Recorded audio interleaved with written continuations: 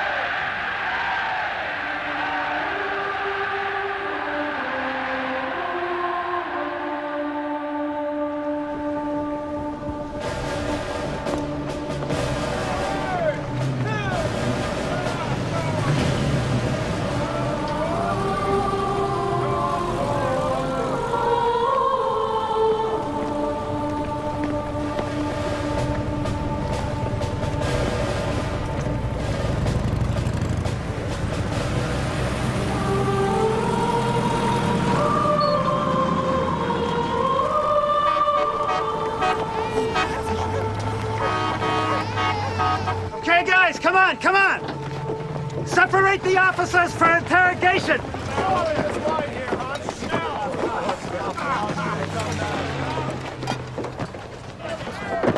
That's it! This side! This side!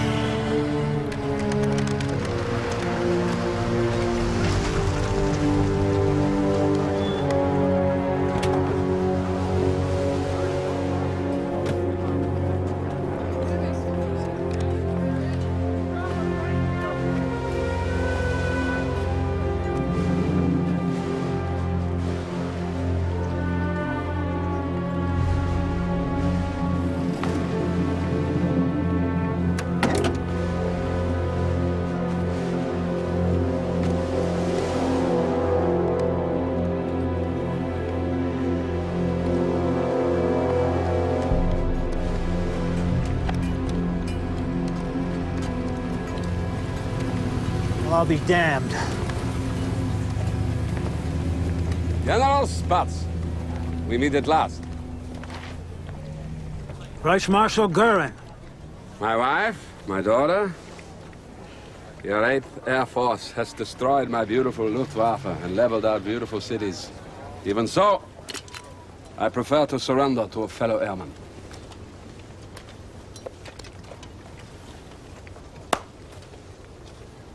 Gentlemen, may I?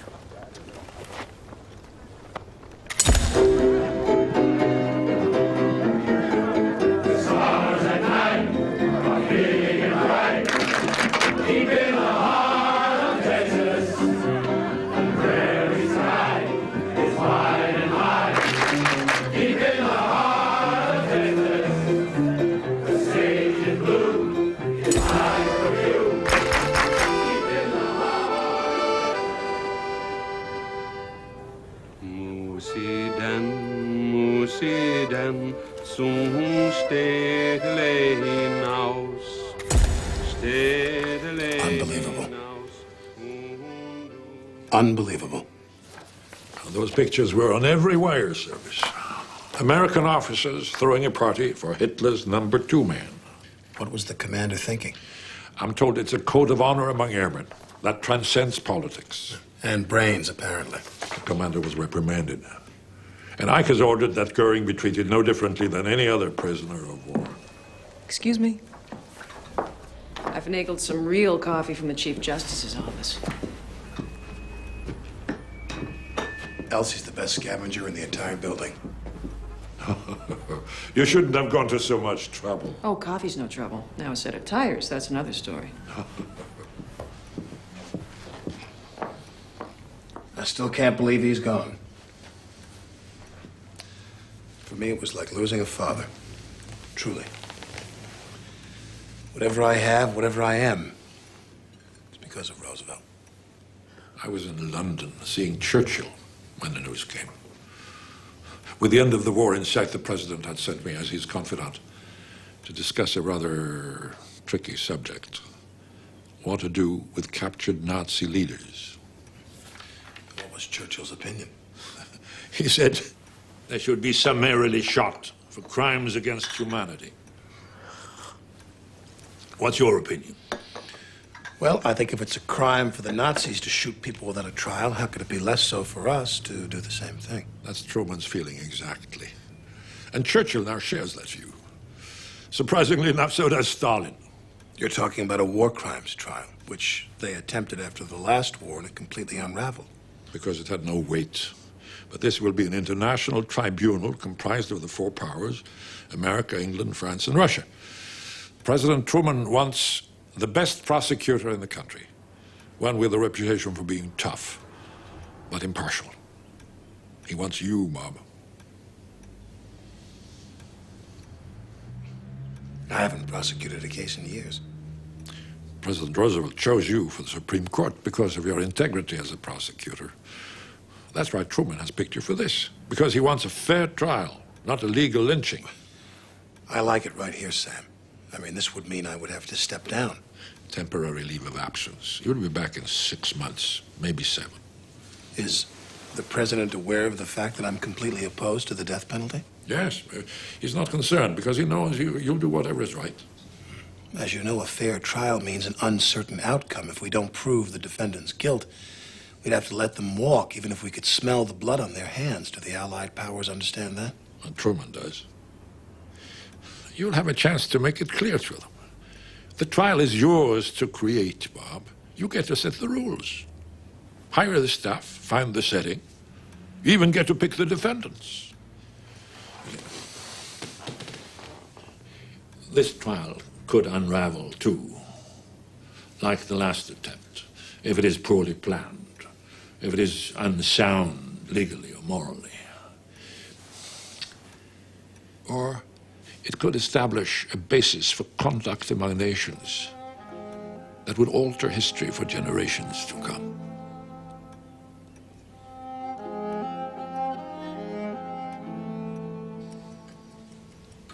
The trial will be held in Germany. That's what the defendants are, the evidence, witnesses. Are there any decent hotels still standing? I don't relish the idea of spending months on some dreary army base. We won't have to worry about that. No wives allowed at Army's request. Bad for morale. You know, all those men over there for years without their... If you don't want me there, fine. I'll be downstairs whenever you're ready.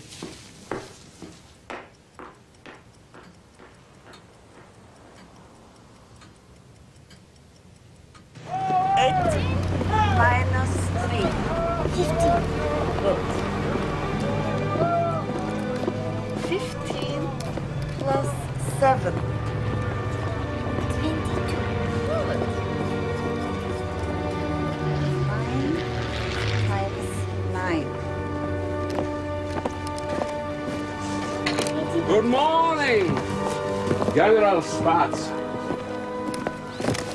I'm afraid I have to ask you to get dressed and pack for travel. Where are you moving us? Only the Reichsmarschall. You're being transferred to Bad Mondorf.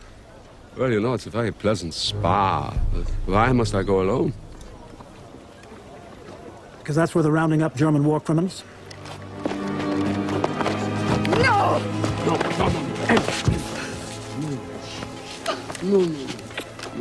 I'm sorry about that. Get dressed, please. You must be brave. Very, very brave. Heather, you here? Come on, sweetheart. Come on!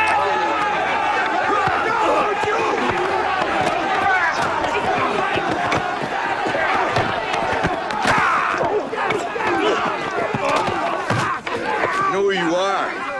It's the Jew butcher of Krakow. And we've seen the camps, too. That cheap bastard. I must say I was lucky when the arms ministry was destroyed in an air raid in 1943. It rid me of useless paperwork and pencil pushers. Sir, what do you think was the single most effective thing you did during the war? When Hitler appointed me his Minister of Armaments, I threw out the military chiefs and turned to the professionals, industrialists and engineers. Then I borrowed the ideas of Walter Rathenau, the great Jewish chief of the German economy during the last war. Standardization of parts, the division of labor, and the maximum use of the assembly line. Thank you, Dr. Speer. Gentlemen, we'll now break for lunch. Dr. Albert Speer. Obviously, you are under arrest for major war crimes.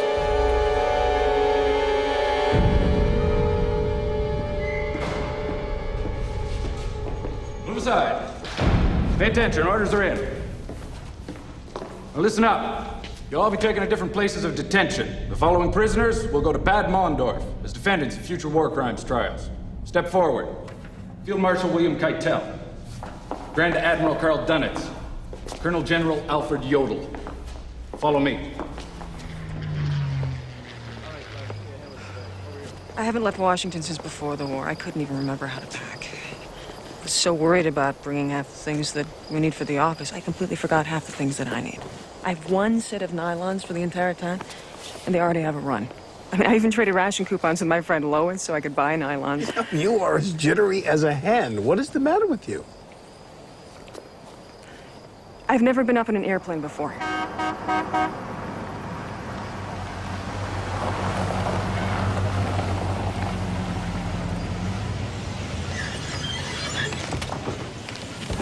Morning, Robert.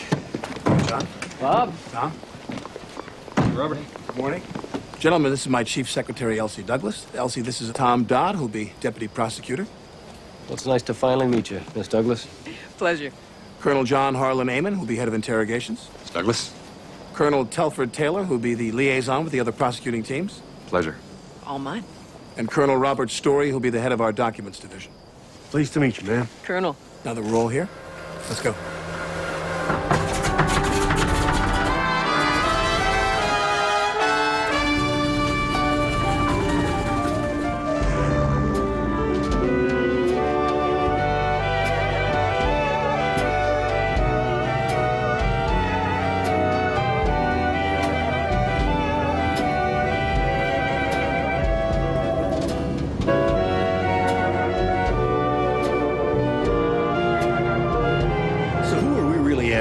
Military leaders? Political leaders? Well, what about the bankers and the industrialists who funded the Nazis? What about the soldiers and civilians who actually carried out the atrocities? Can't put the whole damn country on trial.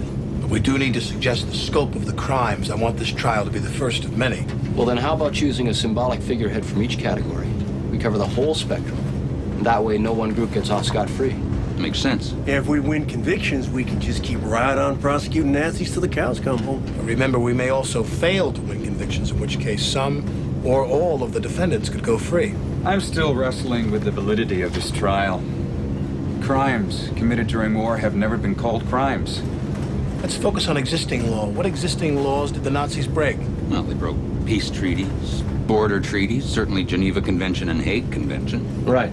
Every time they invaded a country, they broke a law. My fear is that at the end of the day, when all is said and done, this trial will be perceived as nothing more than triumph of superior might. The winner is exacting punishment on the losers. Our task is to make sure that this is not the triumph of superior might, but the triumph of superior morality. We're in a very interesting position here. We're in a position to fashion a future in which aggressive war will be dealt with as a crime. Here, here.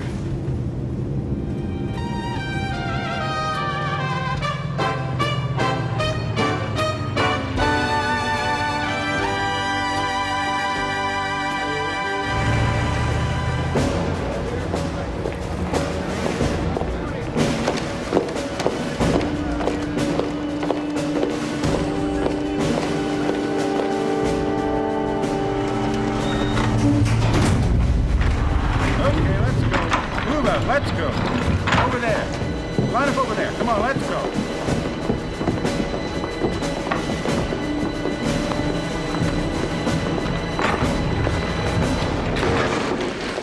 Corporal, new arrivals, identify yourself. Fritz Saukel. Sir. Head of labor conscription. Former head. Julius Streicher. Publisher of... Sir, I can't pronounce it. Der Stürmer. It's fifth. You bankers are all Jews. You think I don't know that? Shut up. Hjalmar Horace Greeley-Schacht, formerly president of the Reichsbank and minister of the economy. I do not understand why I have been accused here. I'm your jailer, not your lawyer. You'll get your day in court. Hans Fritschet. Chief of radio operation in the Nazi propaganda ministry. Rudolf Hess, former deputy Fuhrer. Hess. Huh. You. Joachim von Ribbentrop. Nazi foreign minister. You. Colonel, this is Dr. Robert Lai, head of the German Labor Front. You're Albert Speer? Yes, sir. What's wrong with this man? His mind is not what it used to be. He's an old drunk. It finally caught up with him. I said shut up! Colonel, this man, Streicher, is a disgusting person. A pornographer and a Jew baiter. I do not wish to be out with him. We make no distinctions. Colonel, we respectfully protest our arrest. We are only following orders, nothing more. As a fellow soldier, surely you must understand.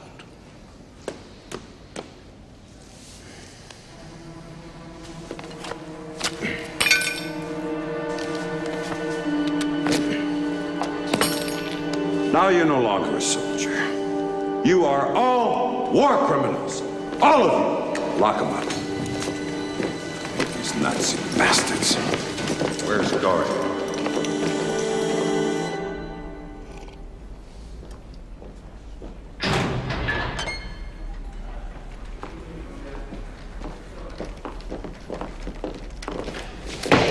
Reichsmarshal Hermann Goering, at your service, sir.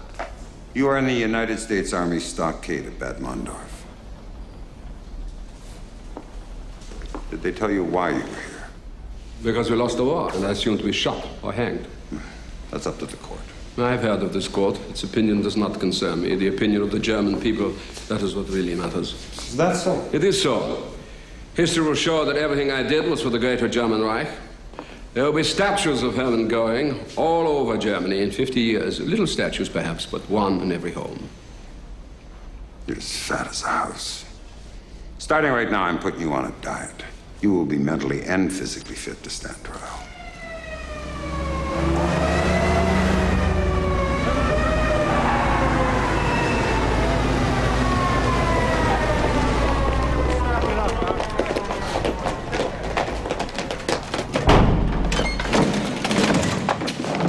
Captain.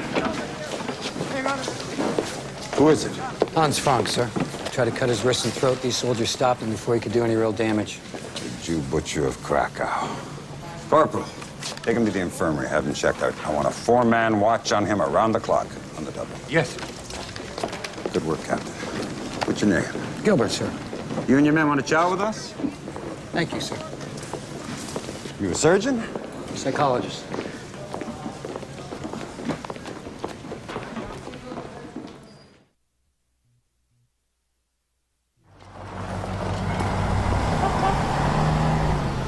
What we're faced with, or so it appears, is the secular equivalent of drafting the 10 Commandments. Now, each nation has its own criminal statutes, but for the world at large, none exist. None are necessary. We're trying war criminals whose guilt is unquestioned by the governments we represent. General, if we're going to have a trial, it must be based on law. It must be a fair It trial. must only determine degree of guilt and appropriate punishment. A completely fair trial with opposing counsel, direct examination, and cross-examination. Precisely. Before judges that act as referees. As in a sporting match? Pain in the butt, what the tell you? That is not the way it is done in my country. No, in France, lawyers merely help the accused prepare a defense. They have little role in the court itself. In the United States, a defendant is entitled to his lawyer's most aggressive representation. Yes, as in Britain. You would allow a man such as Ernst Kaltenbrunner, responsible for the Gestapo, concentration camps, for killing millions of innocent people, to stand before a court of law and declare himself not guilty? That is precisely what we would allow. 20 million of my people were killed by these fascist criminals. Half of them civilians, killed without mercy. How many died in Washington this way, Mr. Justice Jackson?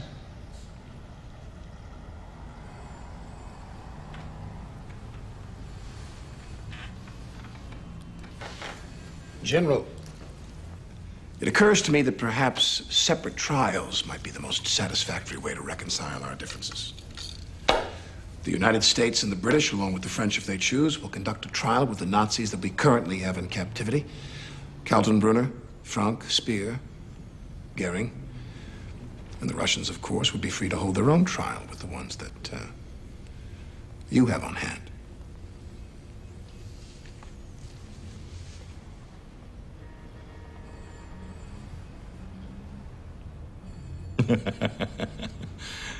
There is no need to be so impulsive. We are, after all, allies. We must try to bridge our differences. Well, at least the prosecution's a unified group now, even if we did have to compromise with the French and let the judges be the jury. I must say, your neat little trump card turned Comrade General into a pussycat. Well, I didn't enjoy playing it. I didn't want to sandbag the poor guy. I would have preferred to convince him. Oh, your boy was quite convinced by your subtle reminder that we've got most of the big Nazi fish, while they only have a couple of minnows.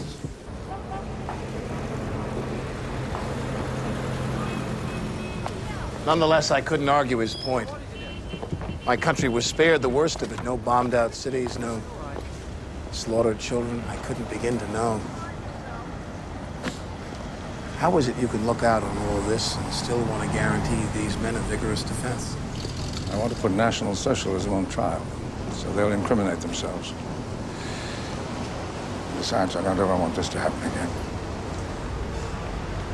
Well, there's no question you're the undisputed leader in all this. Today proved that. So when we finish our work here, you better go to Germany, find a place for the trial. If anything still exists, that is.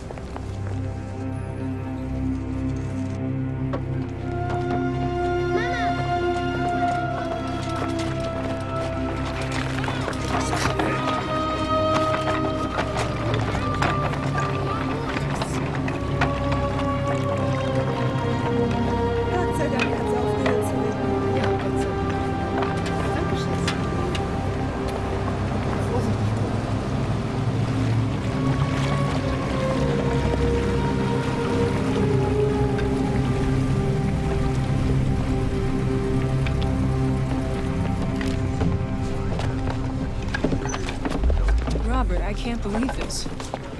When my brother came here as a college student, I still have the picture book he brought me. It was nothing like this. This isn't even the same city. There were medieval bridges and gingerbread houses. This was also the site of some of Hitler's biggest rallies. Nuremberg was the spiritual center of the Third Reich. General Clay, what are the odds, really, of finding the housing we'll need for the thousands of people that will be attending this trial? Army guarantees it. Parts of the city were untouched by the bombings. There's hundreds of fine houses, some vacant, others whose owners are desperate for money. What's that smell? There's still around 30,000 bodies trapped under the rubble. Ready? Yeah, follow me.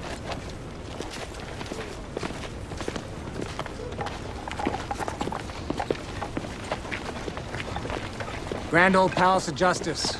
A landmark in more ways than one. Took 5 bomb hits, but just shrugged them off. Detail, attention! Courtroom's upstairs. Offices, that whole wing there. And behind that wall, all the jail cells you'll need.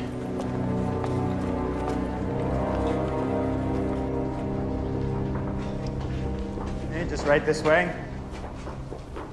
Justice Jackson, the courtroom.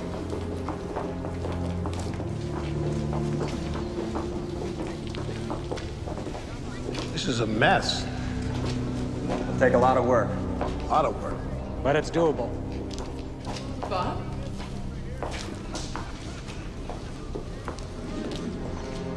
Ten Commandments.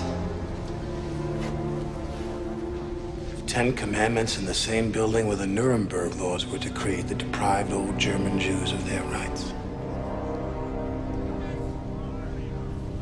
This is it. This is the place to hold the trial. Give me the word and I'll have General Patton move in 15,000 German POWs. Start cleaning up the whole city. I'm giving you that word right now. Captain Kiley, what do you think? Well, we'll need to double the size of the courtroom. Have to take out that rear wall and cut into the attic for a visitor's gallery. Saw some terrific seats in an old theater here. Great. Chandelier's gotta go. Fluorescent's more practical, and let's... Our Palace of Justice is going to see some justice once again. Sir, this was just forwarded from the base. Thank you very much, Sergeant. Fuchs. Morris Fuchs, Brooklyn, New York. Well, I knew it wasn't Wisconsin with that accent, Fuchs. Thank you.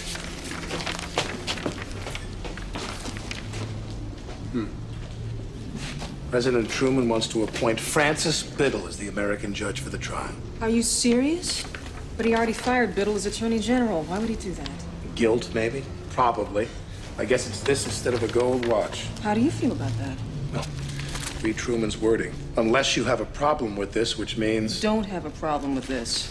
Well, I've got to go back to Washington and brief President Truman anyway. I can stop in Philadelphia along the way and try to cajole Biddle into becoming a team player. When do we leave? I need you to stay here and set up our offices, find us a place to stay. Make those decisions without you? Oh, that'll be fine. I trust you.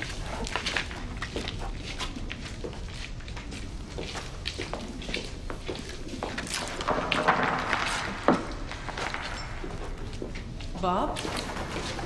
Bob?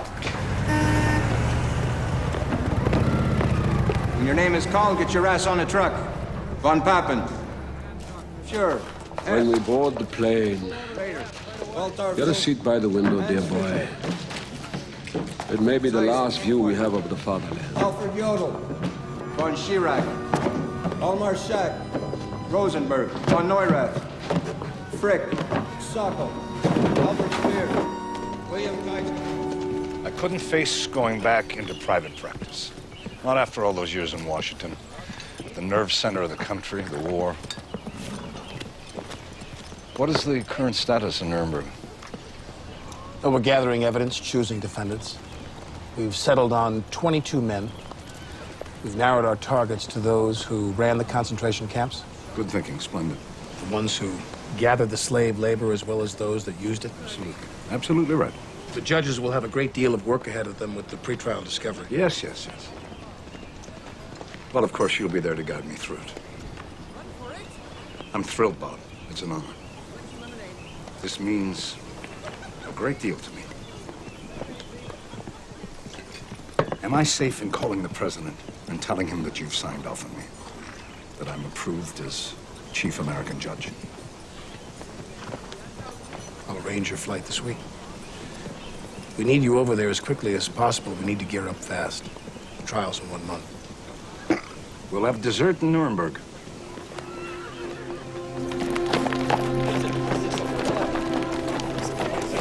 All right. Hey, come on, slow down. Take it easy.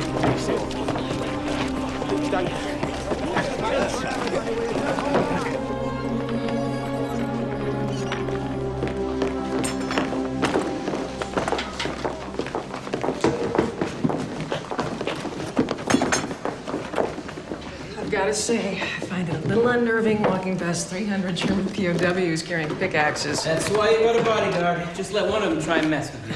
You want the desk sideways? No, light from the side gives him a headache. Well, you really take good care of this guy. Well, it's my job. That's fine.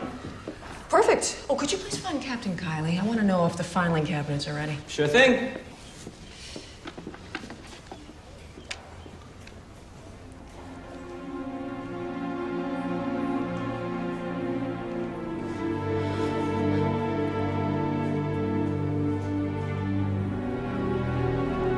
First thing you must understand about these men is that they are war criminals. Their rank means nothing. There's to be no exchanging of salutes or any other military courtesy. Now, I know most of you men saw combat. You lost friends, companions. We've all seen the bodies at the side of the road. Men who gave their lives in the service of their country. Gave their lives so that we might have the opportunity to bring these criminals to justice. Now, our job is to make sure that these criminals survive long enough to have that justice served. To make sure that our friends, our companions, did not die in vain. That'll be all. Damn you!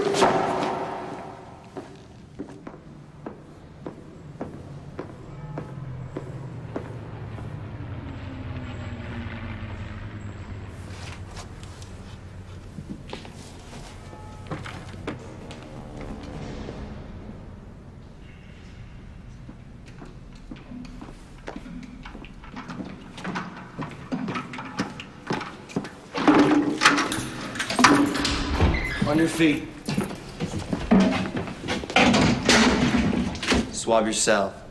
I beg your pardon? Der bucket and der mop. Use them. Pick it up. Pick them up now. Pick him up. Hey! Lieutenant! Hey! With us! Back off! Easy, easy. Okay. Put him down. Easy. That's it, easy. Okay.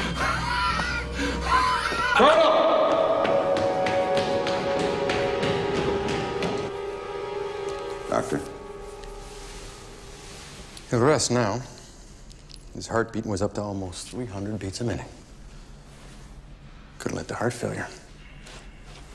That's just great. That's just what I need. To lose the biggest bull in the roundup. Lieutenant. Wheeler, sir. I'm making this man your personal responsibility. He is not to exert himself. As God is my witness, he will be in the best of health when they hang him. Yes, sir. Yes.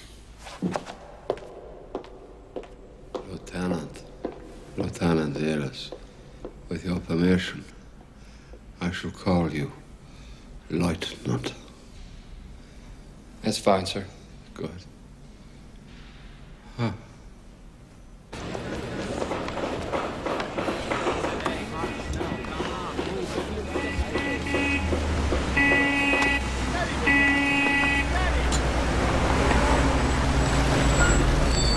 Thanks for the ride, Fuchs. No problem. Robert! Welcome back. Nice to be back. It's really good to have you back. So, Quite a job you've done here. you should see the inside. Come on.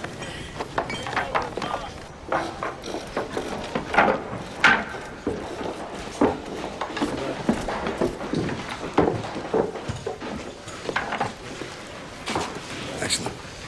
Excellent work. Captain, Kylie. Kylie. What's your background, Kylie? A couple of architecture classes, never got a degree. Neither did I. Are you serious? You're a justice of the Supreme Court. You know, I practiced law for 20 years with only a single year of law school under my belt. Things were a lot easier back then. Shouldn't go around giving away your secrets. I won't tell if you won't tell.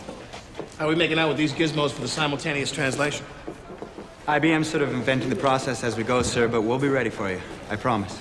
I don't doubt that. Excuse me. Question is, will we be ready? The whole team's waiting in your office. They'll fill you in. I missed you. I missed you, too. You know, when I was home, I couldn't find a phone number, I couldn't find a document. Well, now you won't have to worry about that. I'll take Gary. Should be fun. Tom, I'd like you to do Speer. My pleasure. I'd also like you to take on Shurock and Funk. Good. Are the indictments ready to be served? Yeah. I say we hold off until the last possible moment. Until they're indicted, we get to treat them like POWs. We can interrogate them all day long. Once they're indicted... Once they're indicted, they're entitled to have their lawyers present. Fellas, this is going to be a fair trial. Let's serve those indictments as soon as possible. If the British deliver the indictments, wouldn't be right for us to hog the whole show now. What if the defendants want Nazi lawyers? Oh, hell no. What kind of crazy example would that set? Free speech? For crying out loud, boys. Nazis defending Nazis when they ought to be on trial themselves. And we're gonna pay them? I can't help wondering what these fellows would do if the situation was reversed and they had us on trial. Well, we don't have to answer that question in this room right now. The judges will be here in 1 week. We'll let them decide. Would you excuse me for one moment? I understand how you feel, I don't. Yeah. This just arrived from Bill. He's decided not to fly. He's coming over on the Queen Elizabeth. He'll be here in 3 weeks.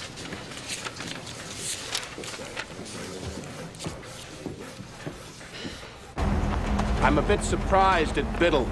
I'd never seen a man so hungry for approval. Well, yeah, but then you approved him, Bob. I did learn a lesson there, didn't I? And how I hate learning lessons. Don't you think this is a little bit excessive? I got it for a really good price.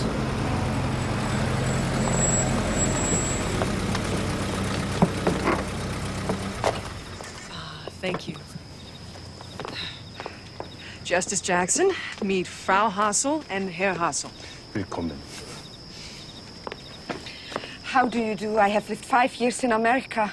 Oh, well, it's a pleasure to meet you, Frau Hassel. Please come in. Follow me, bitte, bitte. I will prepare dinner, something light perhaps at this hour. Thank you. Light means 5 pounds of lard in the dumplings instead of 6. So who owns this place? Some banker who no longer owns a bank. I think we're his only source of income now. Come on. Oh, thank you, Herr Hassel. I'll do that. Dankeschön.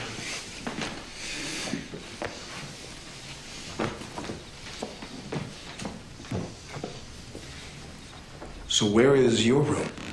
Upstairs. It's a cute little attic apartment type thing. Is it all right?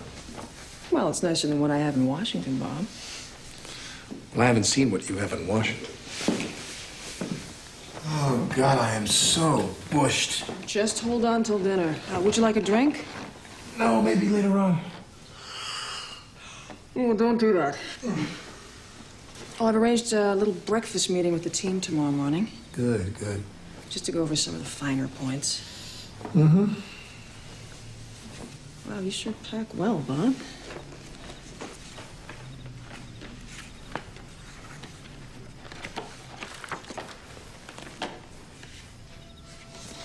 Aw, Bob.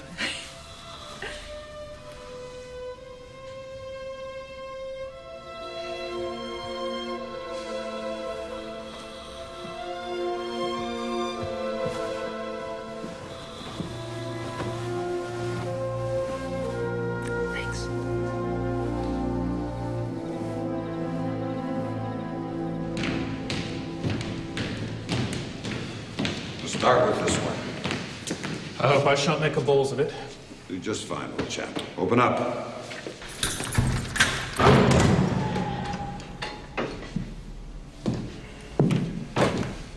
Good morning. I am Major Neve.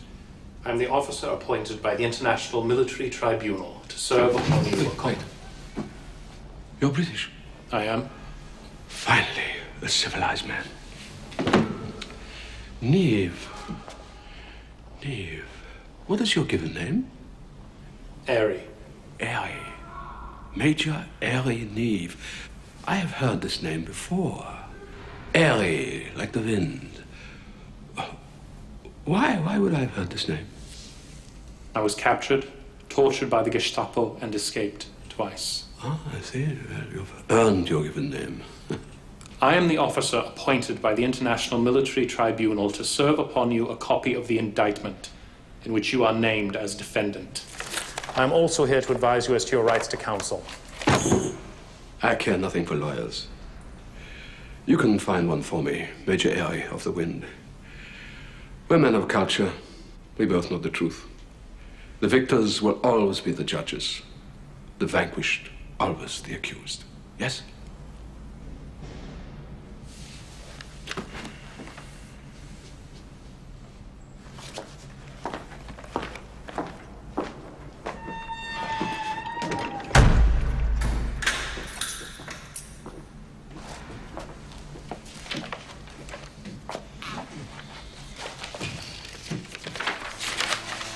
Open it up. Until I've studied this, I cannot speak to the accuracy of the charges against me. But I acknowledge the necessity of this trial and accept my inclusion in it. How can you say that before reading the charges? There's a common responsibility for the crimes that were committed in the name of the Third Reich. No one is blameless, apart from the victims.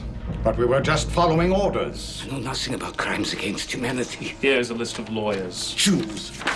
No Judeans! I want to be defended by a German naval officer. I was a lawyer myself, full of ideals. Why don't you just shoot us now? Why don't you just shoot us now?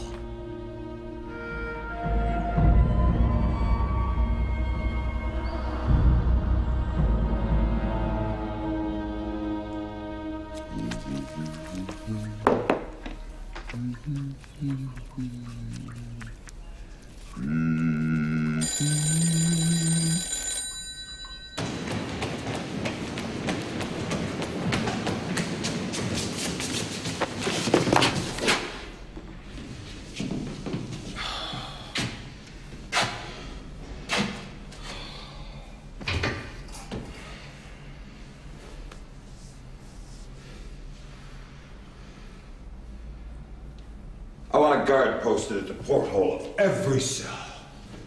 They're to be watched around the clock. I will not have them taking the easy way out.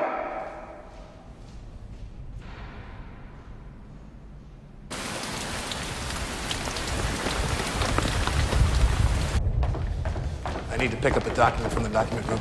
I'll meet you in the office.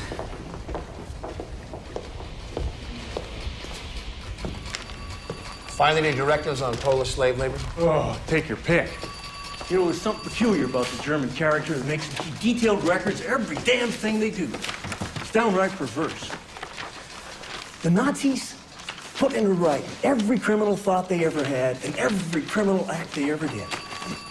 Right here in this room is enough evidence to hang half the country. I'll settle for 21 clean convictions. Yeah. I expect we'll be here quite late, Frau Hassel. Don't worry about dinner. We'll manage on our own. Thank you. Get what you need? More than. I've arranged all your random notes for the opening statement into something less random. Legal, thematic, anecdotal, precedent, theory. You really are something, you know that? Well, when you decide what, let me know. Oh my God!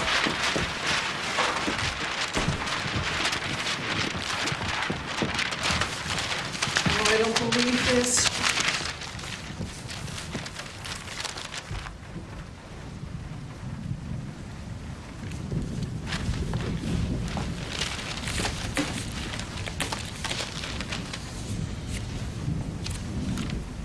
I've noticed that this case has really inspired the orator in you. Well, I've tried to capture a tone, a mood for the entire case. A melancholy grandeur, if you will. Well, it's all here.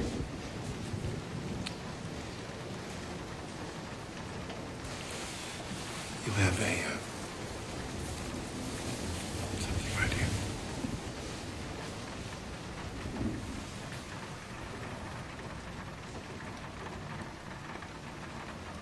We only have 2 days left to finish the speech. Maybe you should start dictating. Right.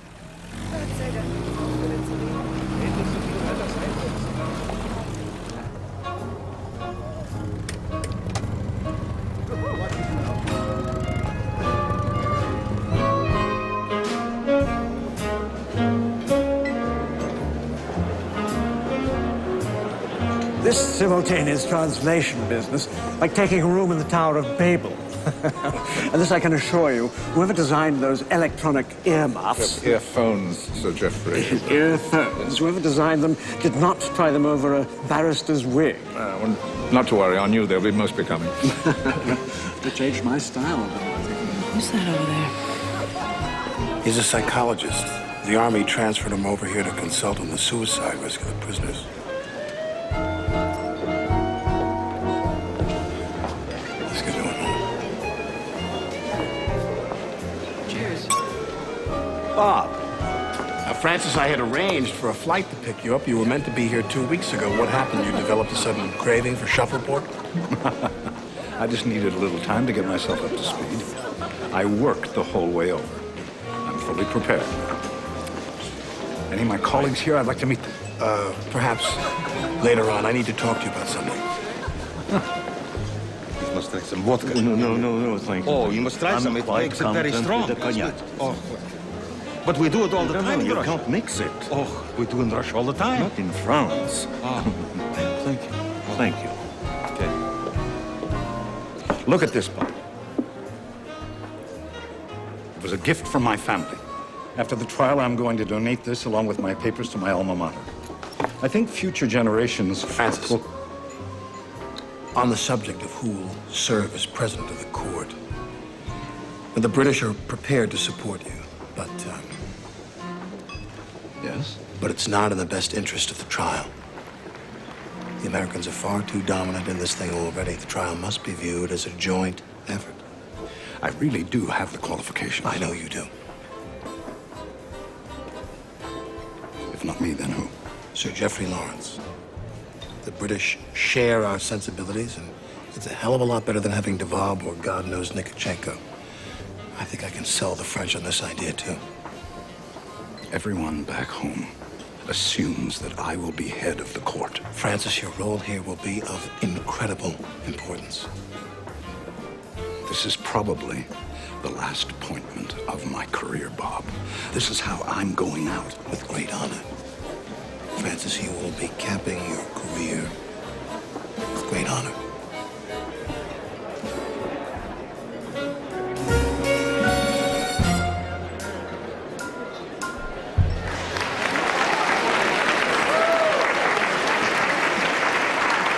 Now that Lay's done himself in, who should we get to replace him in the dock? It's not a Broadway show, Johnny. We don't just bring out an understudy. We've still got 21 left. 21's a good, solid number. Boys, they're coming back. Oh, Biddle doesn't look too happy. Well, can you blame him? Gentlemen, if I may, I'd like to introduce Judge Francis Biddle. Oh, nice to see you. Sir Geoffrey Lawrence. Yes, I'm delighted to do so. Judge Devab. David Maxwell, 5.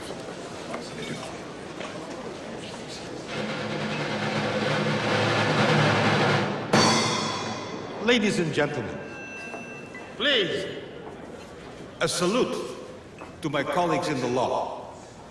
How fortunate we are to be in a profession where we may speak our minds, and not like diplomats who must behave like dogs on a leash.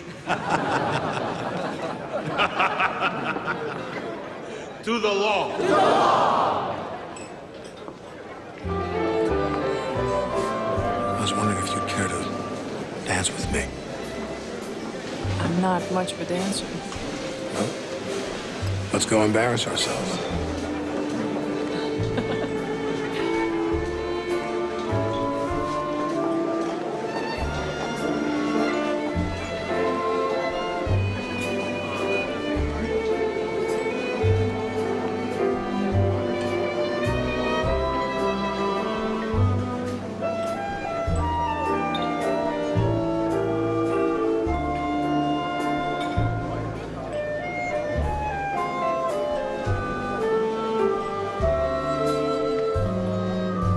My opinion, head shrinking has no place in this man's army.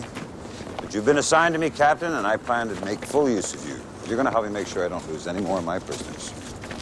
Well, from what I already know of your setup here, Colonel, I can safely say that you've created the perfect suicide ward. What are you talking about? These men have nothing to do all day but sit around and think about their fate. Well, they should think about it. If you want to keep them alive and sane, you need to keep them occupied, both mentally and physically.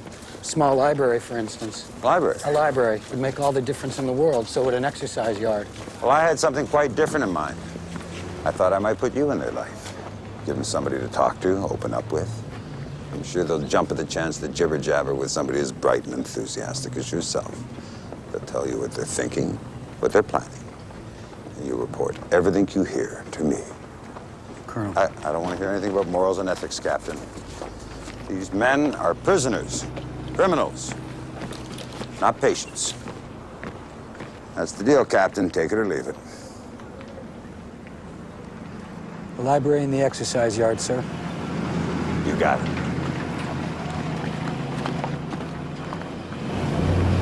This place is worse than I expected. What a nightmare. Where do we pick up our press passes? The Palace of Justice. What's the metal bar in the front of the Jeep do? Works like a knife to cut the wires that Germans string across the road at night. Several GIs have already been decapitated. Lovely. Here we are, gentlemen. I'll take your bags to the hotel. All right, thanks a lot, buddy. See you around. Press credentials ready to show. You will be given press passes and transferred to assigned lodging. Get in line, gentlemen, get in line. Check this out.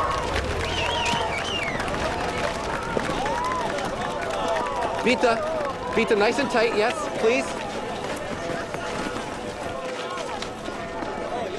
Das ist Dankeschön. Berlin, Berlin, die ewig junge Stadt, das ist Berlin, Berlin, die meine Liebe hat, genau im Mittelpunkt der Welt, hat sie der Herrgott hier gestellt.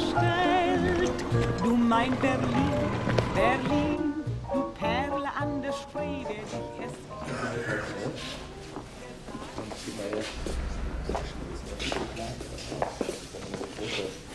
Rudolf, you put it on the wrong foot.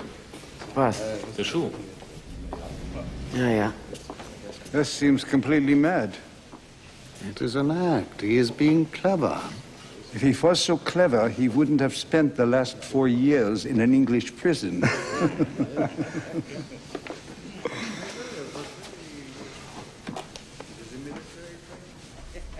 I turned my diaries over to the Americans voluntarily. You see, they proved that I tried to resign as Governor General of Poland. Did not approve of the persecution of the Jews.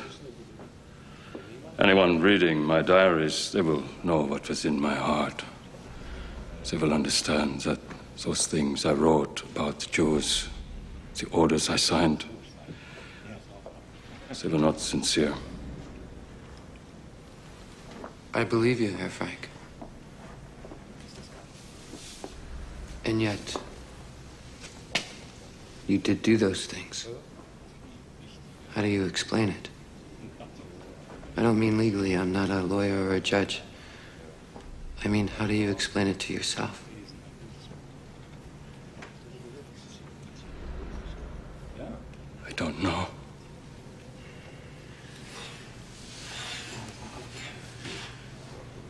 It's as though I'm two people. The Hans Frank you see here, and Hans Frank, the Nazi leader. I wonder how that other Frank could do those things. This Frank looks at that Frank and says, "You're a terrible man." And what does that Frank say back? He says, "I just wanted to keep my job."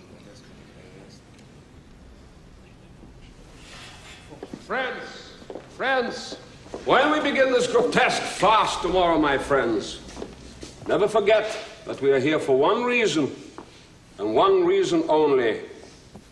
We lost the war. But someday, a grateful German nation will honor our legacy. Doctor, what do you have? You have one German. You have a fine man. 2 Germans, a Bund. 3 Germans, a war. Are you really in such a good mood, Herr Goering? Or is this your way of handling fear?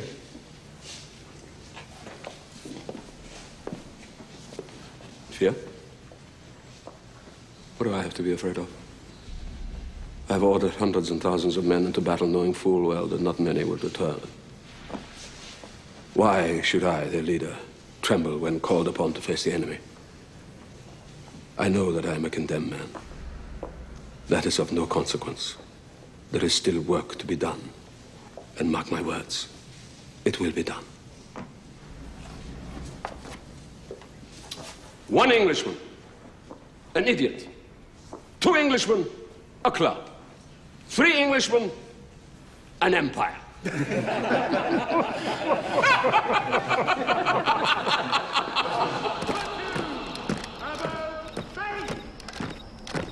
I spoke with some of the translators today to get a sense of the pace you need to maintain. It's a little tricky because it's not just about pace, it's about rhythm, pausing at the end of phrases. We should probably rehearse a little tonight. Not the whole speech, you need to save your voice for tomorrow.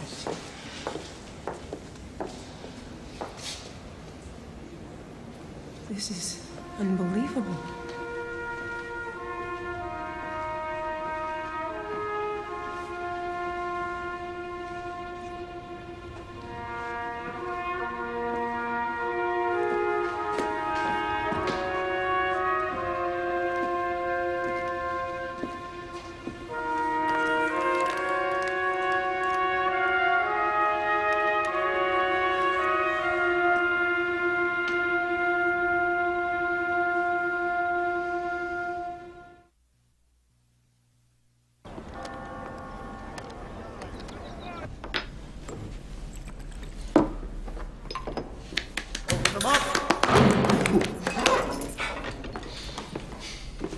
Good morning, Lieutenant Wheelers. Morning, sir. It's time to go, Reichsmarshal. How do I look? You look fine, sir. How do you feel? Excited. I've waited many months of silence. Now at last I'm being heard. Shall we? I'm not allowed to do that, sir. Oh, yes, of course. Bring him out!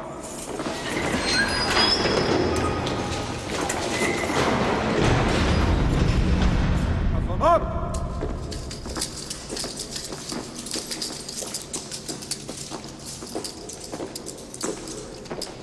Come out!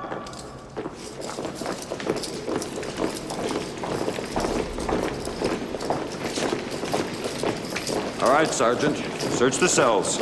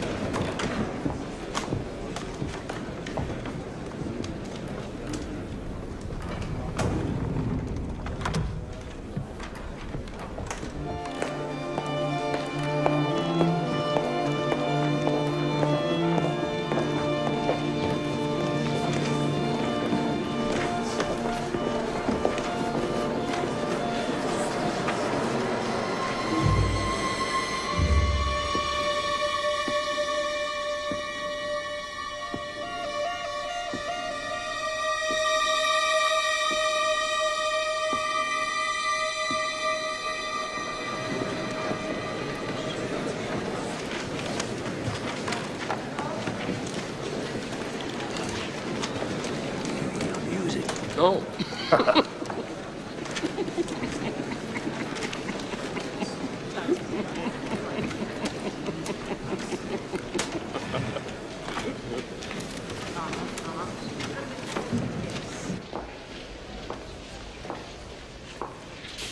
Sir Geoffrey, with my respects. Bless you, little. After you.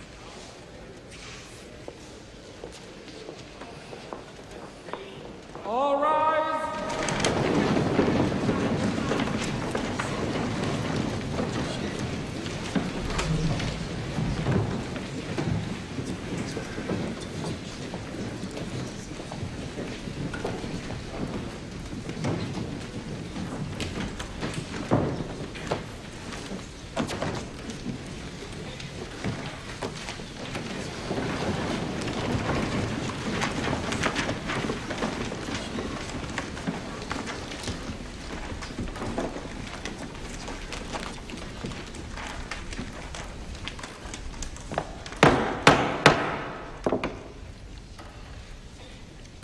This trial, which is now to begin, is unique in the annals of jurisprudence.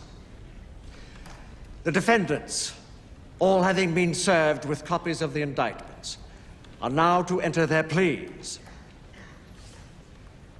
Hermann Goering. I have a statement which I will now read to the court. The defendants are not to make a speech. They are only to enter a plea. I declare myself, in the sense of the indictment, nicht schuldig, not guilty. Rudolf Hess. Nein. Nein. Record that as not guilty. Joachim von Ribbentrop. Nicht schuldig. Wilhelm Keitel. Nicht schuldig. Ernst Kaltenbrunner. Ich bekenne mich nicht schuldig. Alfred Rosenberg. Nicht schuldig. Hans Frank. Nicht schuldig. Wilhelm Frick. Nicht schuldig. Julius Streicher. Nicht schuldig. Walter Funk. Nicht schuldig. Hjalmar Schacht. Nicht schuldig. Karl Dönitz. Nicht schuldig. Erich Reder. Nicht schuldig. Baldur von Schirach. Nicht schuldig. Fritz Saukel. Nicht schuldig. Alfred Jodl. Nicht schuldig. Franz von Papen. Nicht schuldig. Arthur Seyß-Inquart. Nicht schuldig. Albert Speer. Nicht schuldig. Konstantin von Neurath. Nicht schuldig. And Hans Fritscher. Nicht schuldig. All the pleas have now been entered. Justice Jackson, your opening address, please.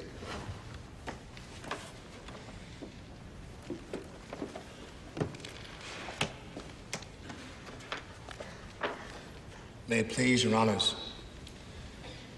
The privilege of opening the first trial in history for crimes against the peace of the world imposes a grave responsibility. The wrongs which we seek to condemn and punish have been so calculated, so malignant, and so devastating that civilization cannot tolerate their being ignored because it cannot survive their being repeated. That four great nations, flushed with victory and stung with injury, stay the hand of vengeance and voluntarily submit their captive enemies to the judgment of the law is one of the most significant tributes that power has ever paid to reason. If these men are the first war leaders of a defeated nation to be prosecuted in the name of the law, we agree that here they must be given a presumption of innocence. And we accept the burden of proving criminal acts and the responsibility of these defendants for their commission. We have no purpose here to incriminate the whole German people. Hitler did not achieve power by a majority vote, but seized it by an evil alliance of revolutionists, reactionaries, and militarists. You will hear today and in the days ahead of the enormity and the horror of their acts.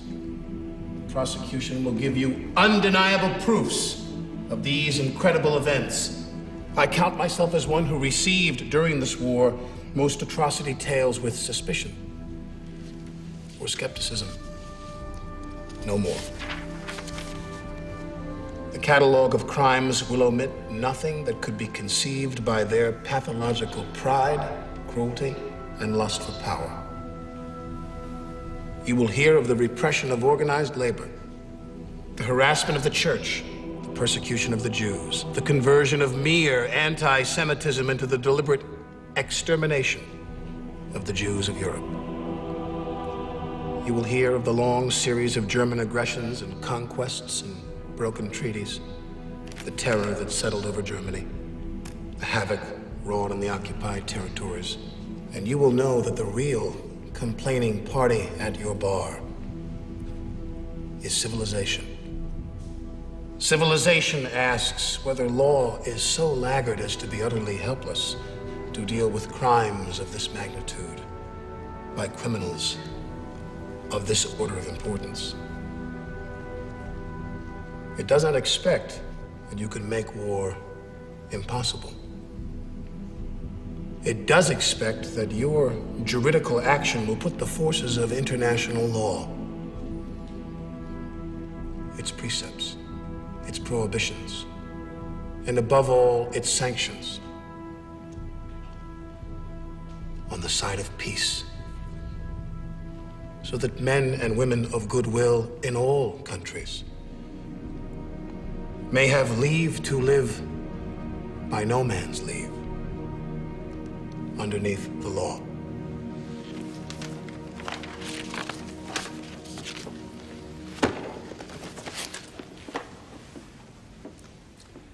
The court is now adjourned.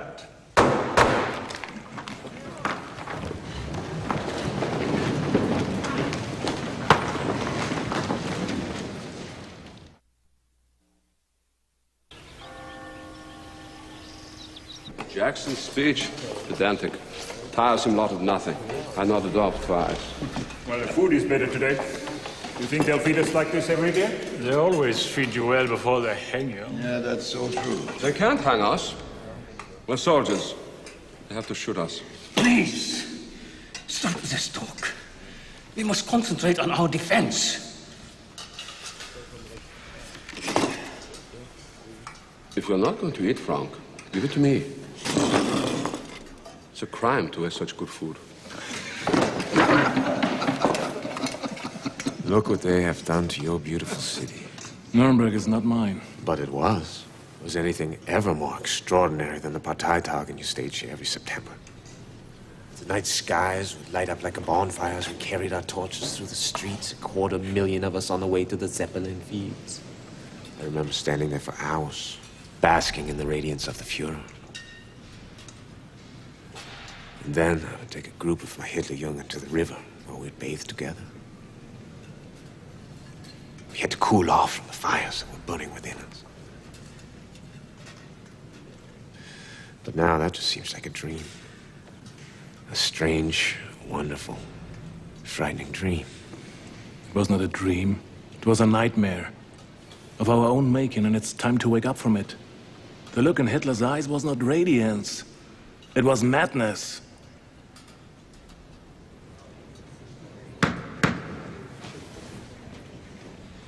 Is the British prosecution ready? Yes, indeed we are. Your Honors, with your permission, I wish to read from a sworn affidavit by one Hermann Friedrich Graeber, a German construction manager who, in a civilian capacity, was employed by the German army in occupied Ukraine from 1941 to 1944. On several occasions, he observed the mass murders of local Jews committed by the SS or Schutzstaffel, the Nazi party's police and security organization. One such occasion, he writes, took place on October the 5th, 1942, near the city of Dobno. That morning, Herr Graeber was informed that all 5,000 Jews from that city were to be taken by SS trucks to a place near his building site, where they were to be shot and buried in large pits. He continues. Thereupon I drove to the site and saw near it great mounds of earth. Several SS trucks stood in front of them. I heard rifle shots in quick succession coming from behind one of the earth mounds. Those who had just got off the trucks, men, women, and children of all ages, had to undress upon the order of an SS man who carried a whip. All these people had the regulation yellow patches on their clothes and thus could be recognized as Jews. And without screaming or weeping, these people undressed, stood around in family groups, kissed each other, said their farewells. I watched a family of about 8, a man and a woman with their children and 2 grown-up daughters. An old woman with snow-white hair was holding the youngest, perhaps 1-year-old, in her arms and singing to it and tickling it, and the child was cooing with delight. All the people around were looking on with tears in their eyes. The father was holding the hand of a boy about 10 years old and speaking to him softly. The boy was fighting his tears. The father pointed to the sky, stroked the boy's head, and seemed to explain something to him. At that moment, the SS man at the pit shouted to his comrades. The latter counted off about 30 persons and instructed them to go behind the earth mound. Among them was the family that I have mentioned. I well remember a girl, slim and with black hair, who, as she passed close to me, pointed to herself and said, 23. I then walked around the mound and found myself confronted by an enormous grave. People were closely wedged together and lying on top of each other so that only their heads were visible. Nearly all had blood running over their shoulders. Some of the people shot were still moving. Some were lifting their arms and turning their heads to show that they were still alive. The pit was at least 2/3 full. I estimated that it already contained about 1,000 humans. The victims, completely naked, went down some steps which were cut out of the clay wall of the pit and clambered over the heads of the people lying there to the place where the SS man had directed them. They lay down in front of the dead or injured. Some caressed those who were still alive and spoke to them in low voices. Then I heard a series of shots. I looked back into the pit and saw that the bodies were twitching, and the heads, lying already motionless, were on top of the bodies that lay beneath them. When I walked back around the mound, I noticed another truckload which had just arrived. This time it included the sick and the infirm. An old, very thin, very frail woman, terribly thin legs, was undressed by the others who were already naked, while two people held her up. The woman was obviously paralyzed. The naked people carried the old woman around the mound and the shooting continued.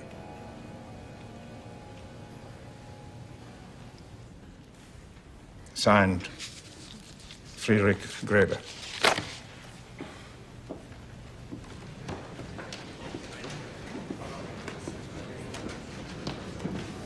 Did any of you ever hear of this Graeber? Huh?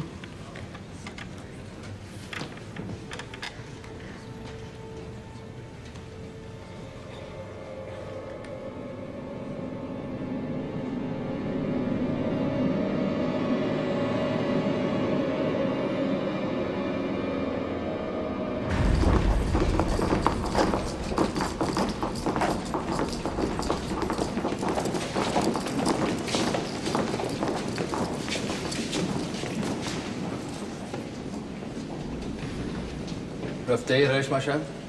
On the contrary, we had an excellent lunch, nice view of the city. And in the courtroom, we had the best seats in the house. Cuffs off! They go on about this Graeber person. It doesn't concern us.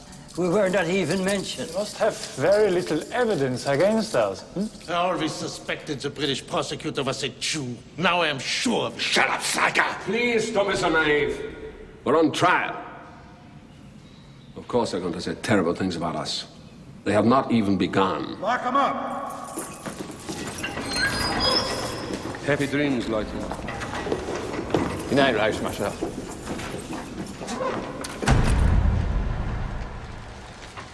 Your Honors, I would like to read into the record document 294 PS, which describes manpower initiatives and how they were directed. Mr. Justice Jackson, you have already read into record 8 nearly identical documents on this subject.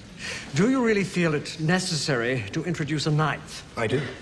Yes, Your Honor, I do. Very well. Please continue. Document 294 PS begins as follows. Lieutenant, I have come to the conclusion that the sentences are already being carried out. Justice Jackson means to bore us to death, and he is succeeding beyond his fondest hopes. Now the Fuhrer, what a speaker.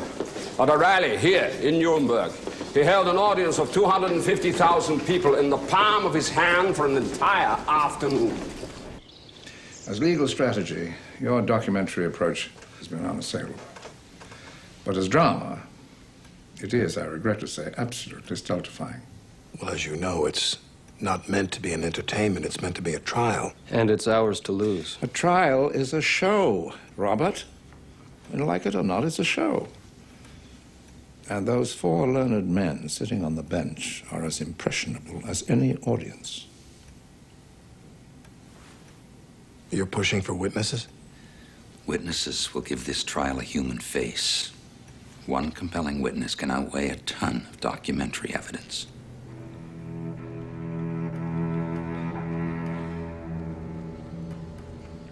Mr. Petchleg, while you were imprisoned at Dachau, were you at one time asked to participate in a medical experiment? Yes.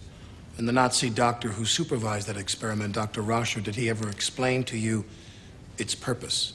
He said the Luftwaffe had a problem, that its pilots shot down over the North Sea often survived the crash into freezing waters, only to die later after being rescued. The purpose of the experiment was to prevent these deaths. And what experiment did he devise? First, I helped to strip other male inmates naked and put them into water tanks. You were forced to do this to fellow inmates? Yes. And then? Then we added large pieces of ice.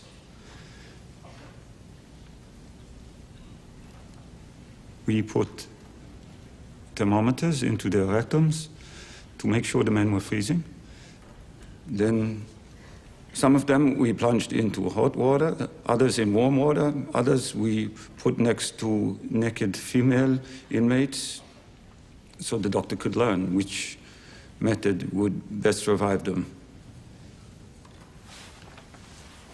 Mr. Packerleg, would you be so kind as to read this conclusion from Dr. Rascher's meticulous records?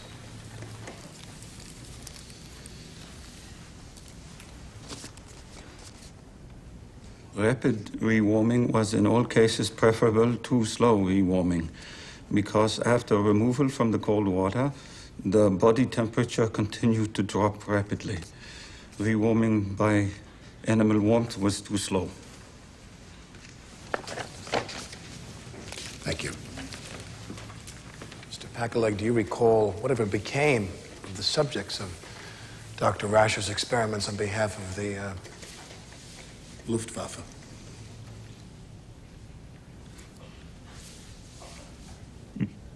Most of them went into convulsions and died.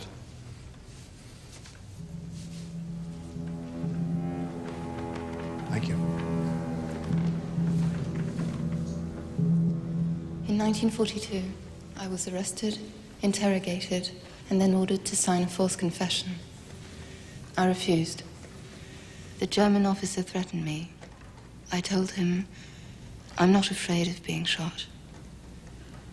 He said, we have means at our disposal that are far worse than being shot. Please continue, madame. Soon afterwards, I found myself packed with 230 other French women in a sealed train on our way to Auschwitz. A sealed train? No food, no water, nothing. At Auschwitz, the trains ran almost all the way to the gas chamber. They unsealed the cars, and the soldiers let everyone out. I saw men, women, children, old couples forced apart from each other. mothers made to abandon their children. None were aware of the fate that awaited them. Those selected for the gas chamber were immediately driven to a red brick building. I saw my friend, Annette, on that truck. She called to me. Think of my little boy if you ever get back to France. Then she put her arms around another Frenchwoman, and they began singing La Marseillaise. One night, we were awakened by horrible cries. The next day, we learned that the Nazis had run out of gas, and the children had been thrown into the furnaces alive. Of the 230 women on that train, how many returned from Auschwitz? 49. Thank you, madam. You're excused.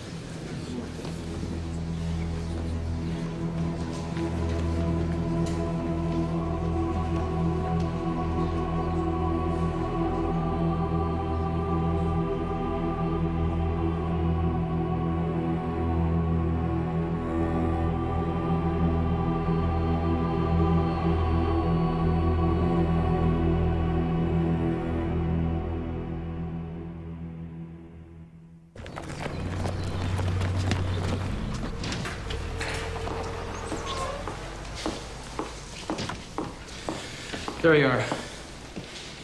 The film came in late last night, and I was up until dawn watching it. Now, very few people have seen this film. Bob, you have got to enter this into evidence this morning. What's the film? You're not going to believe this. May it please the tribunal, the United States now offers a film into evidence.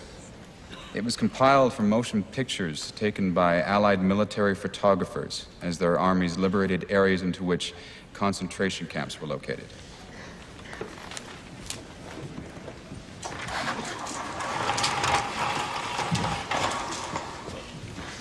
Go.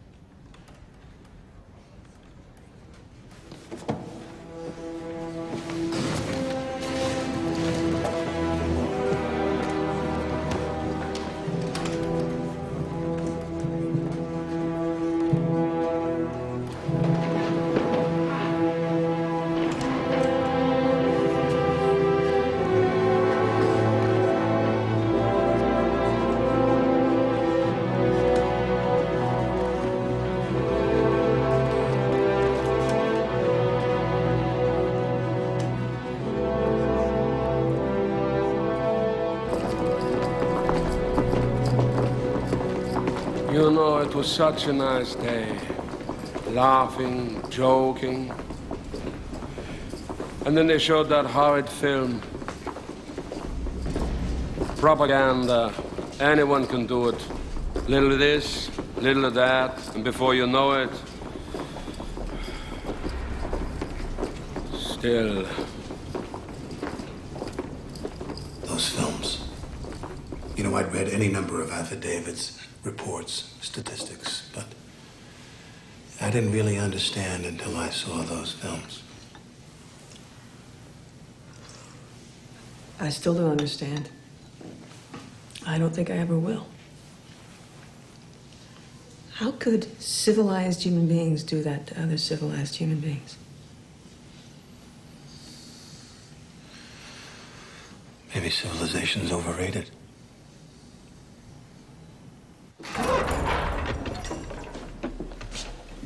Good night, Lloyd. Good night, Vice Marshal.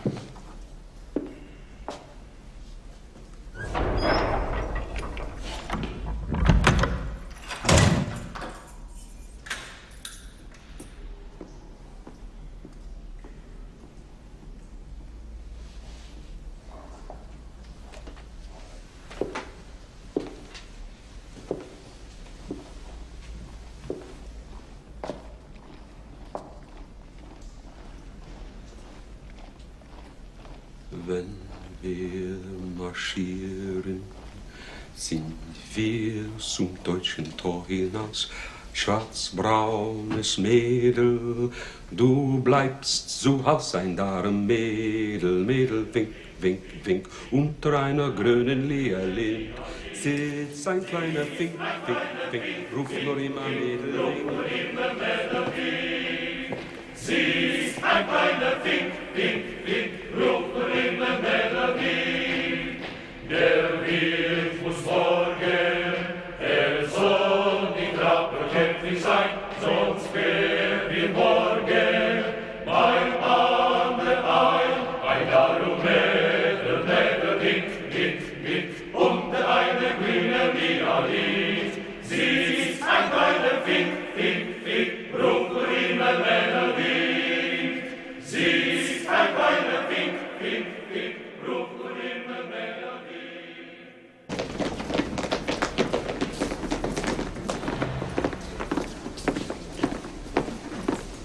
Speer, help me understand what I witnessed today in the dining room. Goering's ability to dominate and intimidate without possessing a real shred of power. Yes. Well, how do you explain that? Habit. Instinct. Something in the German character that responds to authority. Real or imagined. That's it? That's all it is? Yeah. What about the ideas he expressed, the words, the thoughts? They had no impact? What ideas? What thoughts? They were only platitudes. Nazi Germany was built on empty platitudes. A man like you were seduced by empty platitudes? Of course. Because you can hear in them any meaning you want. You said earlier you wanted to tell me something. I've been trying to encourage some of the other defendants to join with me in accepting guilt and expressing remorse. I made progress with Frank, and I have had high hopes for young von Schirach. But Goering means to bully them into joining him. And I fear now he will succeed. Unless someone stops him. I understand.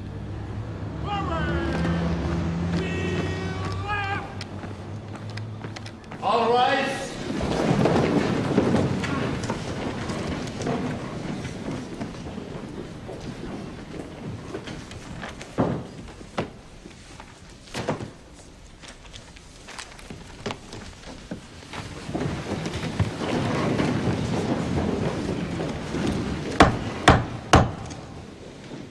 Herr Goering, do you believe that the Nazi Party came into power legally? I do. And I'm happy to explain in detail the history of those first elections. But I will add that once we came to power, we were determined to hold on to it under all circumstances. We did not want to leave this any longer to chance, to elections, and to parliamentary majorities. It had always been our plan, once we came to power, that we would eliminate the Reichstag, dissolve the regional parliaments, end individual rights. Where did the idea come from to combine the ceremonial head of state and the head of government in one person? Adolf Hitler. That's quite simple. We took our example from the similar dual roles of the President of the United States. And the idea for concentration camps? The idea was mine. It was a question of removing danger. Only one course was available: protective custody. How could the party rule until it had established order? And how could it maintain order with its deadly enemies, particularly the communists, running free?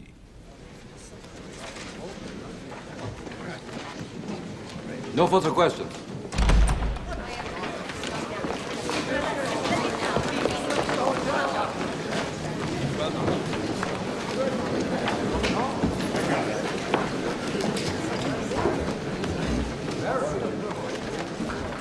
I don't get it.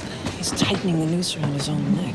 I don't think he really cares. He's got bigger fish to fry. This guy is talking right over the heads of the tribunal and directly to the German people. I suggest that you isolate Goering from the other defendants when they're not in the courtroom.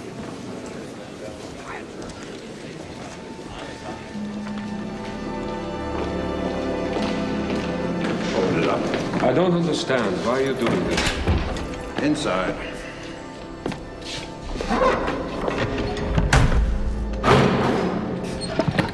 Me? I'm just following orders.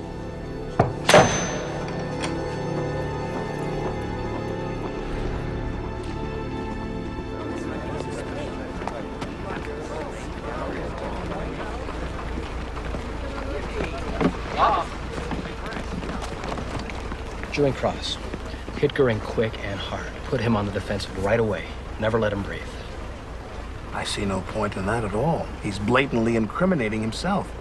All I need to do is ask direct questions and let him answer them. Be prepared with a tougher line of questioning, though. In case it's needed. Thank you. Sure. Why am I being punished like a schoolboy? Speer. Speer's behind this. He must have talked to Colonel Andrus, persuaded him into this line of action. How do you know it wasn't me? Why Dr. Speer? Is there some kind of rivalry between the two of you? He is ashamed of being a Nazi. I am not. He wishes to infect the others with his shame. You have no shame. The world has now seen proof of the horrors committed by Nazi Germany. You're comfortable defending every bit of it. I've seen so many horrors already. The carnage of the First War, thousands of my countrymen maimed, degraded, starved. No, my dear doctor, I am not an inhuman monster who has no regard for human life. These atrocities are not indifferent to me. You know, we are accused of so many appalling acts, it is hard to keep track. Did you try? My concern was war. And in war, each nation has its own selfish interest. You have to be practical. I am a practical man. And I'm a soldier. And a soldier's code is obedience. Obedience. This amuses him. Blind obedience without responsibility. Is there nobody in this country that will take responsibility for anything? Nobody who can say no? Take a look at every cell in this block. What do you see? Yes men. All the no men are 6 feet underground.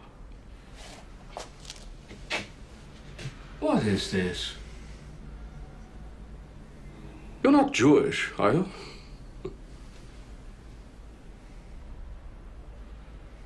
Yes, I am.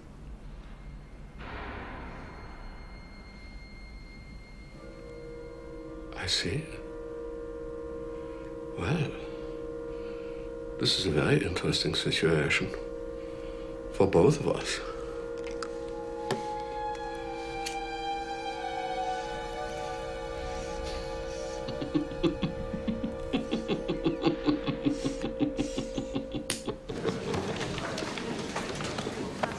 Good luck, old boy.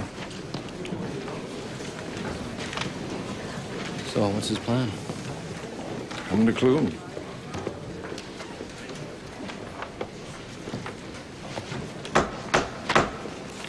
Will the witness repeat this oath after me? I swear by God, the Almighty and Omniscient. I swear by God, the Almighty and Omniscient. That I will speak the pure truth and will withhold and add nothing. That I will speak the pure truth and will withhold and add nothing. Mr. Chief Prosecutor?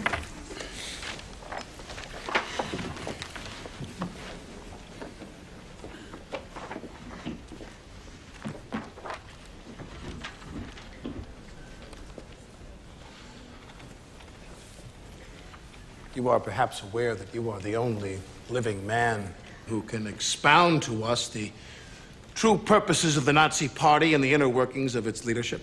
I am perfectly aware of that. And you, from the very beginning, together with those who you were associated with, intended to overthrow and later on did overthrow Germany's previous government, the Weimar Republic. That was my firm intention. And upon coming to power, you immediately abolished parliamentary democratic government in Germany. We found it no longer to be necessary. Is it not true that people subsequently were thrown into concentration camps without recourse from the courts? You must distinguish between two categories. Those who had committed some kind of treason against the new state were naturally turned over to the courts. The others, whom one might expect such acts, but who had not yet committed them, such as the functionaries of the Communist Party, who were attacking us in the thousands. You've answered the question, thank you. I need to explain further. Well, you'll have the opportunity to explain further under re-examination from your own counsel. Now, did you prohibit all court review of the cause for taking people into what you were calling at the time protective custody? That I answered very clearly, but I should like to make an explanation in connection with my answer. Your counsel will see to that. Now, about the concentration camps. Mr. Justice Jacks, the tribunal thinks the witness ought to be allowed to make what explanation he thinks right in answer to this question.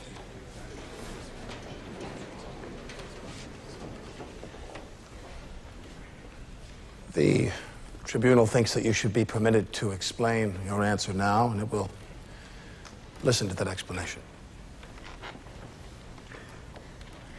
I want to say that I issued a decree that those who were turned over to the concentration camps should be informed after 24 hours of the reason and allowed an attorney after 48 hours. This by no means rescinded my order that a court review of these measures was not permitted. Now, by protective custody, you mean that you were taking people into custody who had not yet committed a crime, but you believed might quite possibly commit a crime in the future? Yes. Just as extensive protective measures are being taken in Germany today on I a didn't ask tremendous you about Germany today. Mr. Justice Jackson.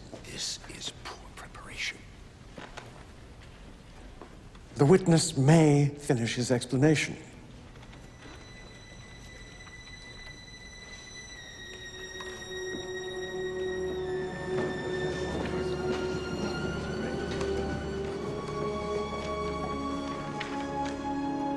You say that you were against the attack on Soviet Russia, yet you gave no warning to the German people. You brought no pressure to bear to prevent the attack. You did not even resign to protect your place in history. We were at war, and such differences of opinion could not be brought before the public during war. This was the case in your own country. As to your second question. That will suffice. I'm not finished. Secondly. Your Honor, please. The witness must be allowed to have his say.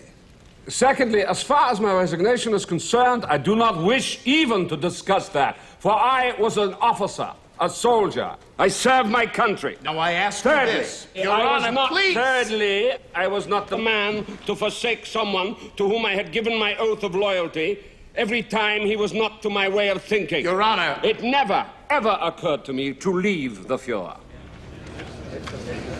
Your Honor, the witness is adopting a contemptuous attitude toward this tribunal, which is giving him the trial that he never gave a living soul, nor dead ones either. Objection, Your Honor.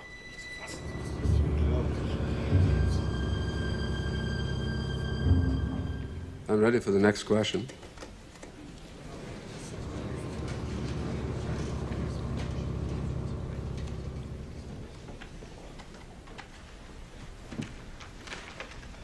I think this is probably a good point to adjourn for the day.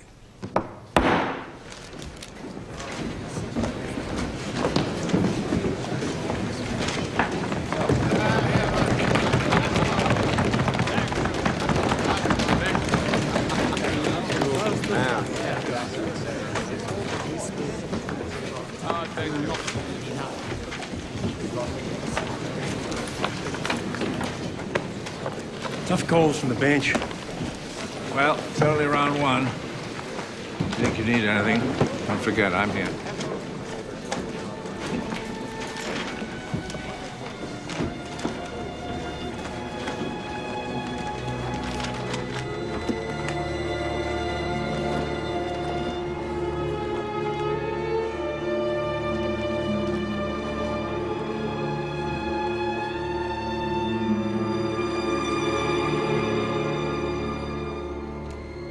As the week ends, there's a consensus among all present that Hermann Goering now appears to be in control of the court. Will Jackson, will anyone be able to stop him? Yes, Bob.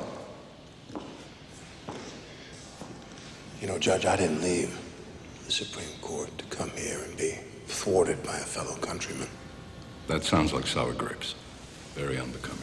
To an outsider, it might appear like you were deliberately trying to sabotage me. Bob. You gave Goering an open forum during direct examination. I must be able to control him during cross. Listen, Bob. Just accept the fact that you weren't at the top of your game today. You have the weekend to prepare for the next round. Make good use of it.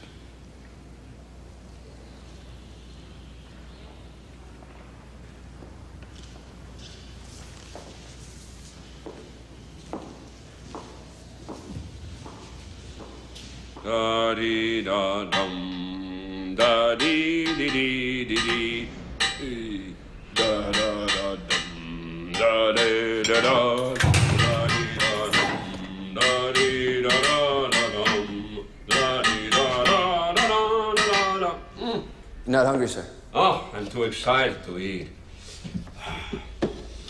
Did you hear what I said? My reply when he asked me why I did not resign? I lectured him about loyalty. You should have seen Jackson's face. His face. Oh, it's a totally foreign concept to him. You know, if I didn't know better, I would say Jackson was a Jew. No. Keep it. My initials, see? Engraved. That's real nice. I'm never gonna forget this. I know, Lieutenant. I know. Sit down. You know, my friends call me Tex. All right. Tex. Let me tell you something, Tex. America will soon learn that they're backing the wrong philosophy here. We should both be together fighting the forces of communism. You think? Oh, yeah. You think? Yeah. Yeah. I think we both think, huh? Yeah.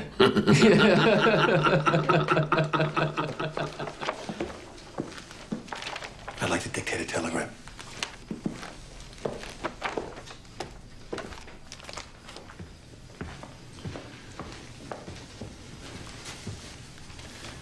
President Harry S. Truman, the White House. Mr. President, please accept my resignation as Chief Prosecutor for the Nuremberg Trials. Bob? And appoint a replacement at the earliest possible... Bob, I'm not writing this. I won't. You saw today that I'm not up to this task. Now I could stay out of pride and unravel everything that we've all worked so hard to accomplish here, or I could step aside. Bob, you are this trial. Everything it is, everything it represents is from inside you. Your thoughts, your values. I tasted failure today and realized what that would mean, not only to myself, but to everyone connected with this proceeding. The only way they can triumph over you is if their values are stronger than yours. If they believe in their ideals more than you believe in yours. Is that true, Bob? Does Hermann Goering actually believe in his ideals more than you believe in yours?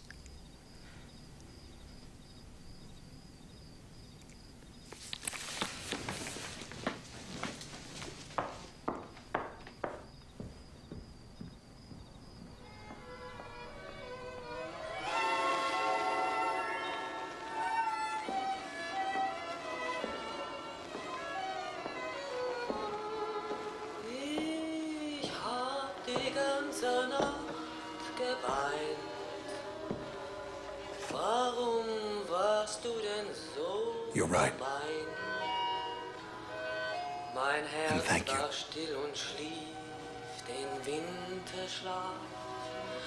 Es wachte auf mit Fieber, als dein Mund mich traf. You're welcome. Ich hab die ganze Nacht geweint.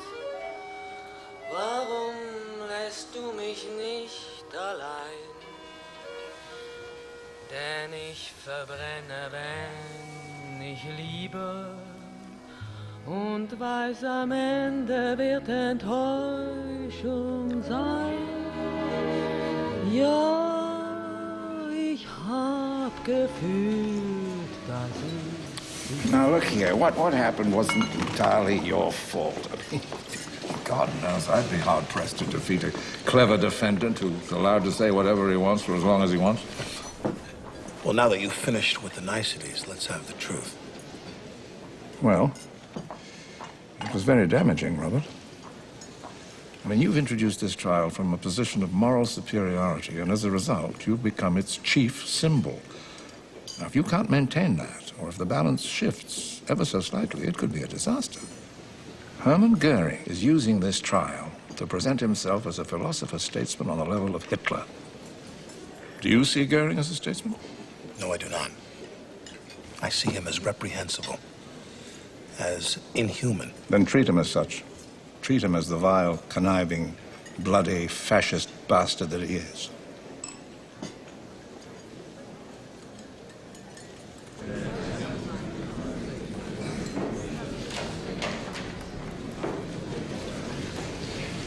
All right, where the hell is he? He'll be here.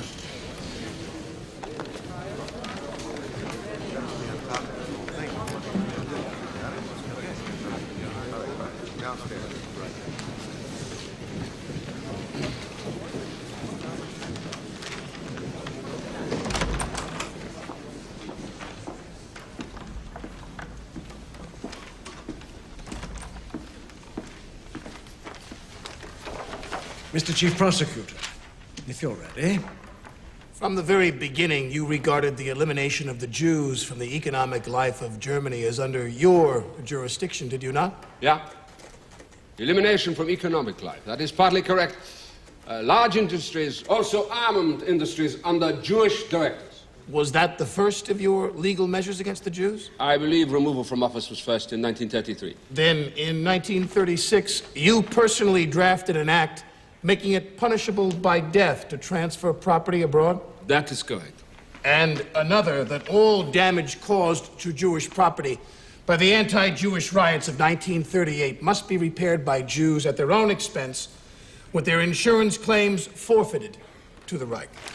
I did sign a similar law, but it was exactly the same. And did you not say about those riots, I show you this transcript, did you not say, I wish you had killed 200 Jews instead of destroying such valuables? That was said in a moment of bad temper and extreme excitement. Spontaneous sincerity, in other words.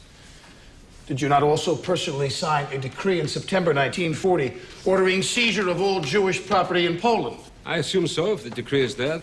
And another which provided that Jews receive no compensation for damages caused by enemy attacks or by German forces. If the law bears my name, then it must be so. Is this your signature? It appears to be. Is it or is it not your signature?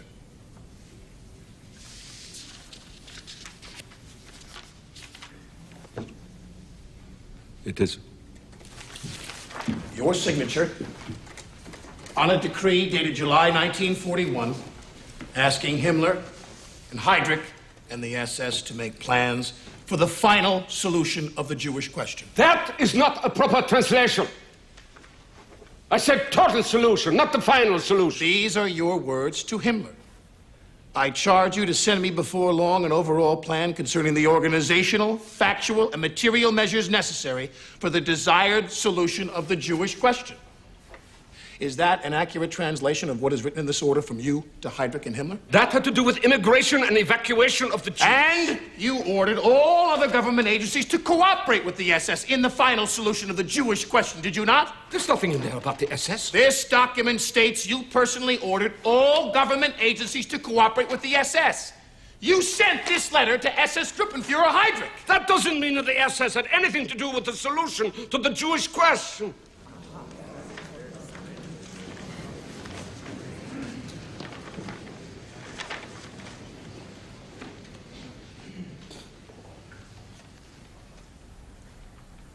Would you mind repeating that? I must say this clearly. I did not know anything that took place or the methods that were used in the concentration camps later. These things were kept secret from me.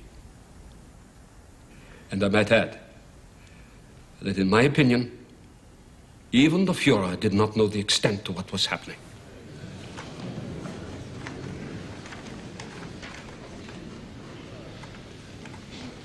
Witness, there is evidence before this court that nearly 10 million people have been exterminated.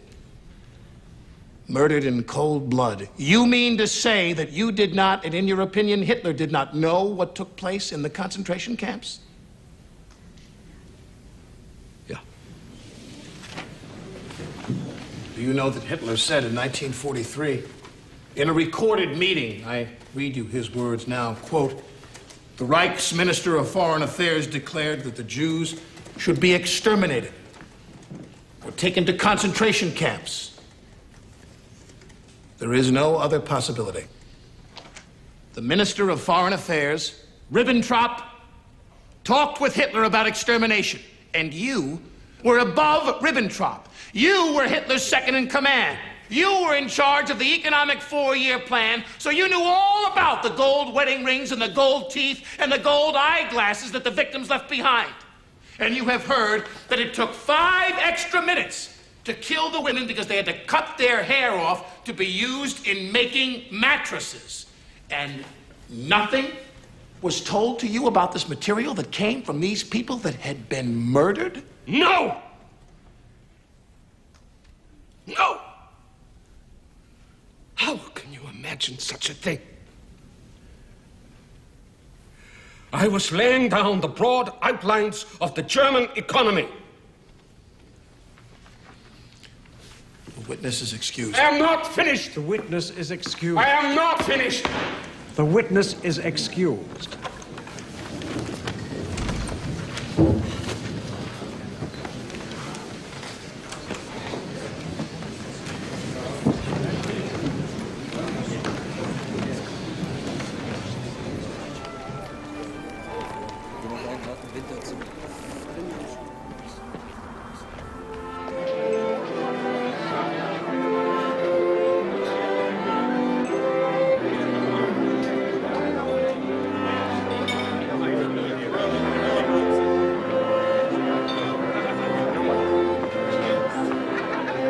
Know what would have been a great touch?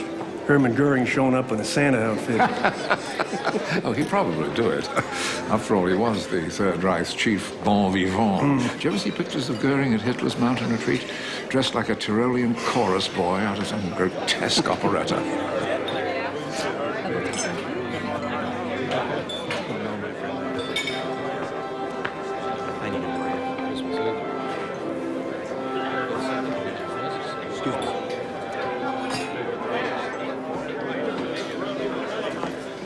Leaving so soon? Some of the defendants asked me to come by tonight on a Christmas Eve chat with their rabbi. You know, the trial is about to enter a new phase, a very important one, in which the defendants will have to choose between stonewalling and evading or taking responsibility for their actions. Now, you are the best chance we have to influence that choice. Herr Hassel?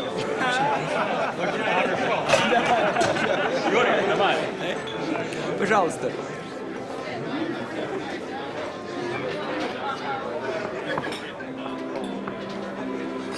Frau Hassel?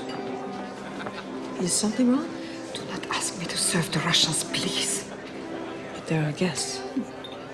My son was killed on the Russian front. Okay, I'll take care of this. Go to the kitchen.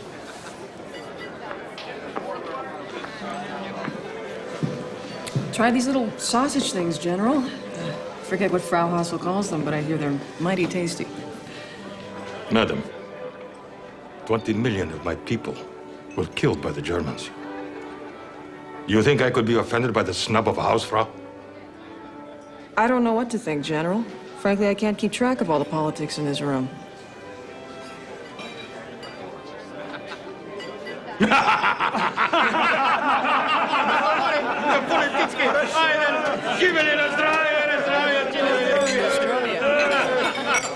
Russians sure don't disappear in a crowd, do they?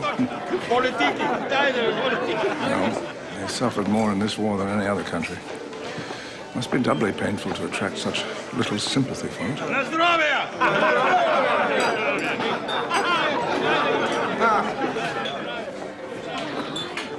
And Jackson decreed no wives could come along.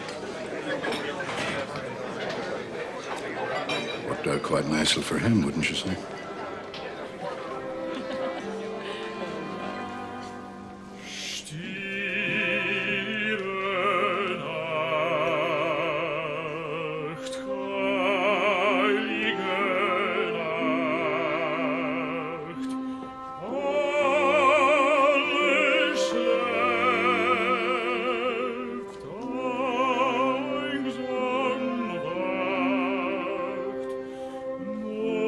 Oh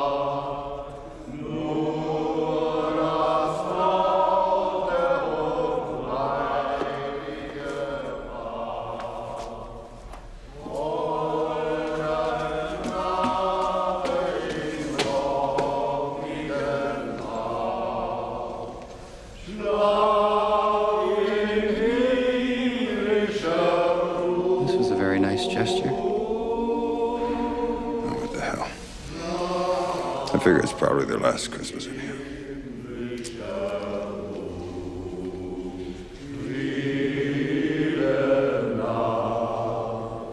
Merry Christmas, Colonel.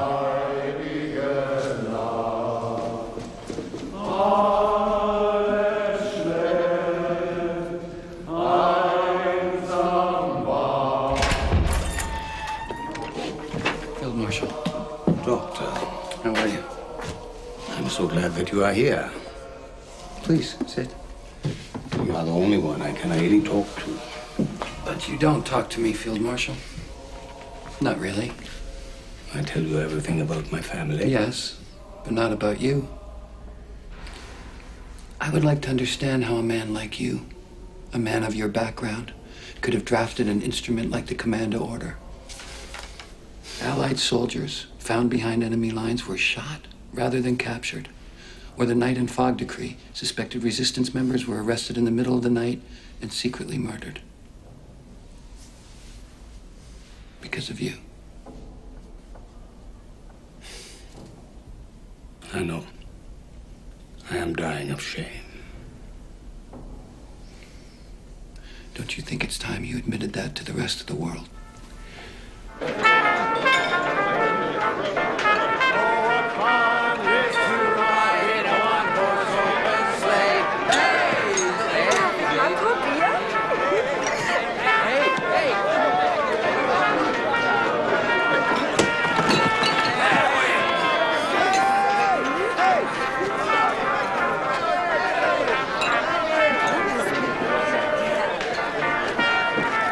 I'm not in the mood, all right? No. 9, get off. Get off! Das war schwul.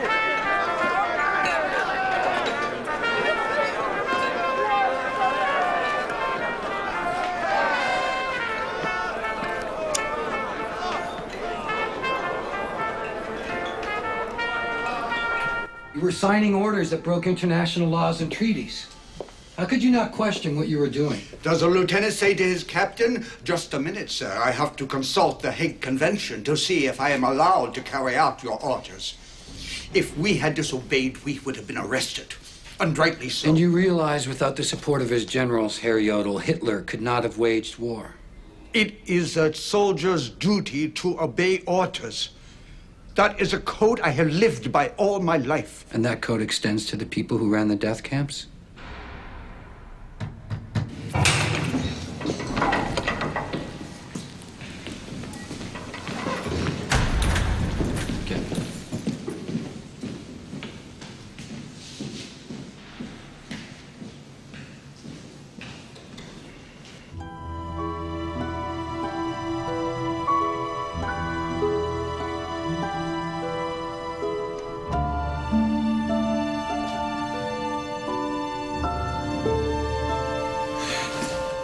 I'm sorry, sir. Oh, Tex.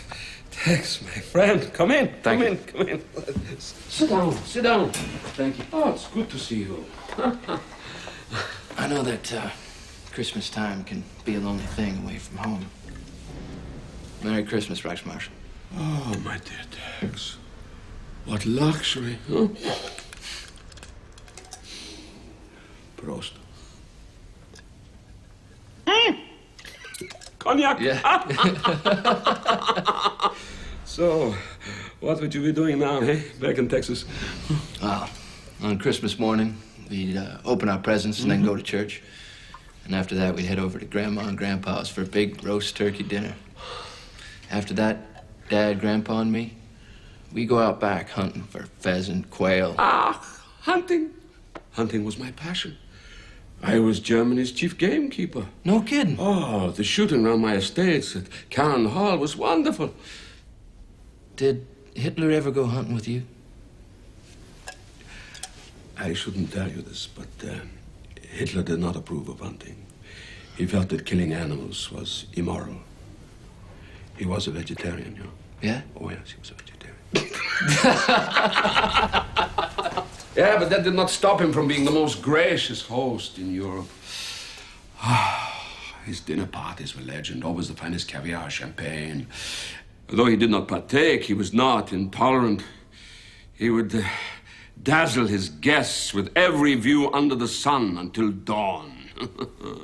I remember once we were celebrating the triumph of Compiègne, where we savored the sweet revenge of the French having surrendered in the very same railway car that the Germans had capitulated in 1918, you know. That must have been something. Oh, it was. Believe me, it was. You know, Rex, I have made my career as a military man. And I have to say, you remind me of some of the finest young German soldiers who served under me. Thank you. Merry Christmas.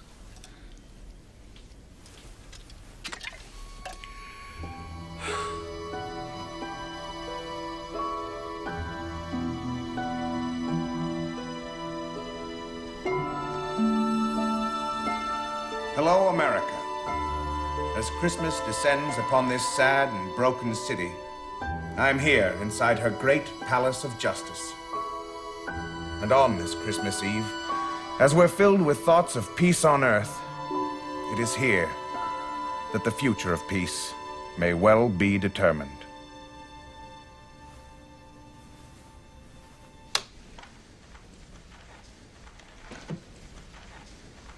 Herr von Ribbentrop, would you agree that as foreign minister, you forced Czechoslovakia to surrender its territory by the most intolerable threats of aggression? I do not agree. Well, you threatened to send your army in overwhelming strength, and also bomb Prague. What further pressure could you possibly have put upon them? War, for instance. War? What is that but war? Ribbentrop should be hanged for his stupidity. That is the greatest crime of all.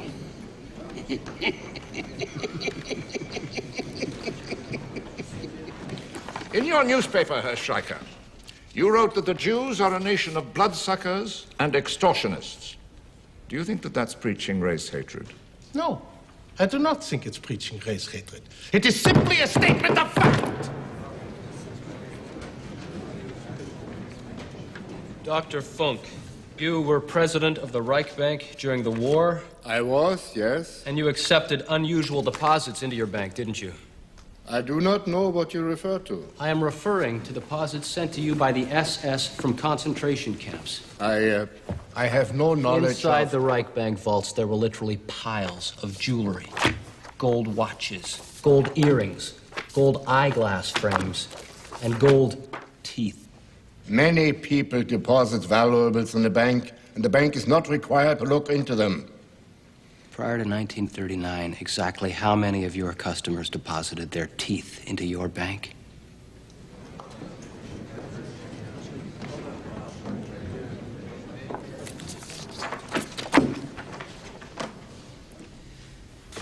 You've heard a guard at Mauthausen concentration camp testify that you watched while the gas chamber was demonstrated on inmates. I never set foot in Mauthausen. And we have heard eyewitness testimony from 3 people that you were at Mauthausen 3 times. They are lying. And before he died, the commandant at Mauthausen signed this statement that you ordered him to put 65,000 Jews in a tunnel and seal it off rather than allow them to be liberated by the Allies. He is lying! And is it not a fact that you are simply lying to the tribunal about this as you have lied about everything else in your testimony? That is also a lie!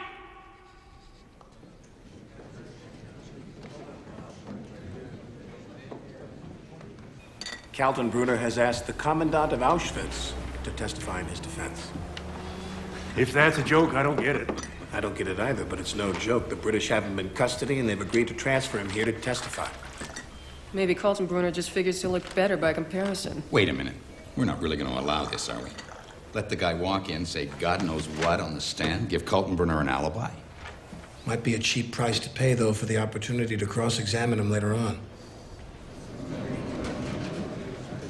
During the entire time you were commandant of Auschwitz, did Ernst Kaltenbrunner ever visit the camp? No. Not once.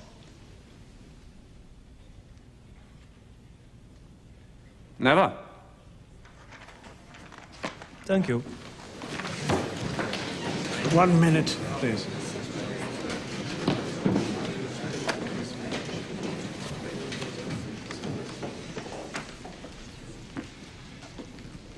Mr. Hoos, how long were you the commandant of Auschwitz concentration camp? From the beginning. And what was its purpose? At that time, to house prisoners who were being held in protective custody. And after that? I was called to Berlin by my boss, Reichsführer Himmler, in 1941, and he informed me that the Führer had ordered the final solution of the Jewish question. I was not sure what I was supposed to do, so Adolf Eichmann advised me to visit a camp at Treblinka to learn from its operation. And what did you learn there? Actually, I was not impressed. It was taking the commandant there 6 months to eliminate 80,000 Jews using monoxide gas. I had a better idea. One of my Auschwitz guards had accidentally sniffed a chemical disinfectant called Zyklon B, and had passed out immediately. It occurred to me, if a little of this chemical killed lice, enough, perhaps, would kill a human. I tested it on Soviet prisoners of war locked in a room, and it worked. Within 3 to 15 minutes, they were dead. And then? I built gas chambers to accommodate 2,000 inmates at a time, compared to Treblinka's 200. And I built 4 large ovens to cremate the remains. It became possible to eliminate 10,000 people in 24 hours. But that was at peak operation, which was exhausting for my staff. On the average, we would dispatch 2,000 people a day. How many men did it take to dispatch 2,000 people a day? I had a staff of approximately 3,000 men. And during your tenure at Auschwitz, how many people did you dispose of in this fashion? Approximately 2.5 million.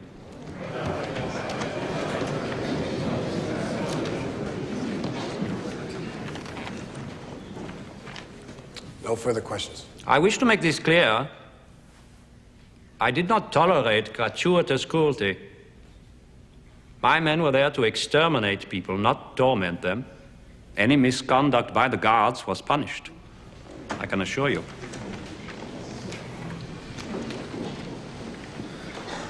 The witness is excused. Court is adjourned until 9 o'clock tomorrow morning.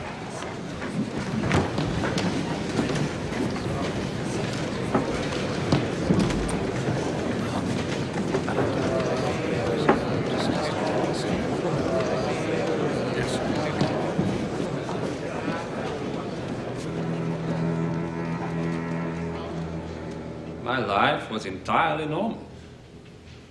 Even while doing this extermination work, I would say I led a perfectly normal family life. How would you describe that life? I've always been happiest alone.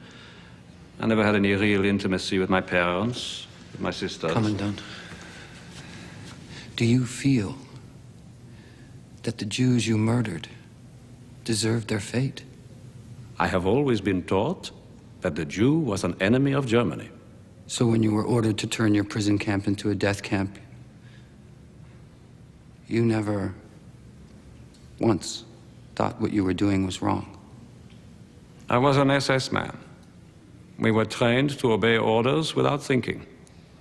Does a rat catcher think it is wrong to kill rats?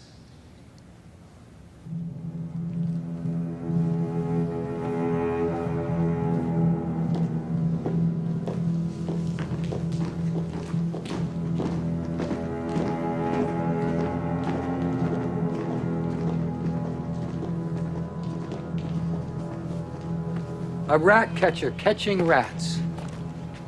Is that the kind of thinking it takes to carry out state-sanctioned mass murder? Not just blind obedience, but also a belief that your victims are not human. Let me ask you this.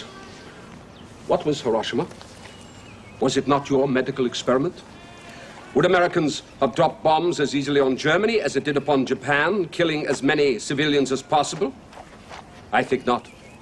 To an American sensibility, a Caucasian child is considerably more human than a Japanese child. America was at war with Japan, a country that had attacked it without provocation. You murdered millions of your own citizens. And what about the American citizens of the Japanese race who were put into protective custody in your own concentration camps? That was wrong. And why was this not done to American citizens of Italian and German descent? I said it was wrong.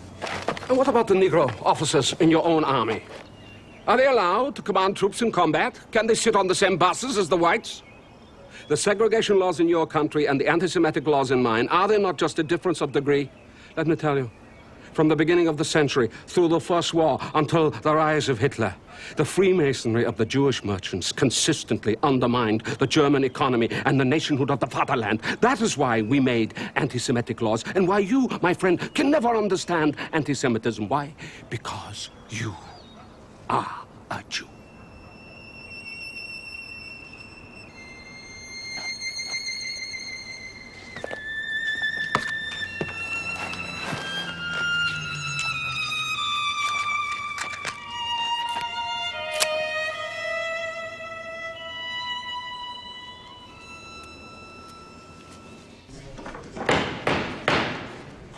Is defense counsel ready to proceed? Ready, Your Honor. Herr Saukel, from March 1942, you were in charge of procuring labor for the war effort. Is that right? Yeah.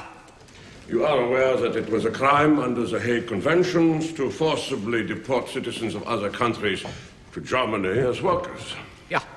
How many foreign workers came into Germany during your tenure?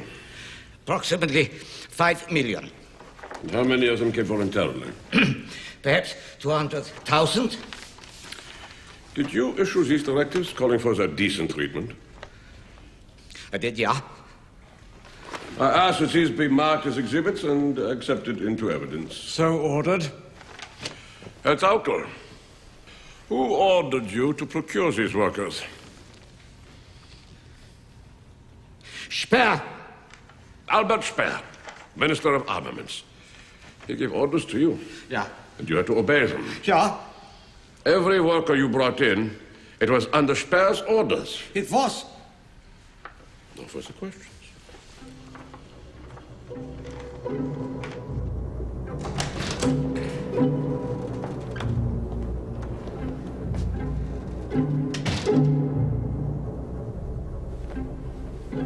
I know this is unorthodox, Mr. Dutt, to request an audience with you, the man assigned to cross-examine me.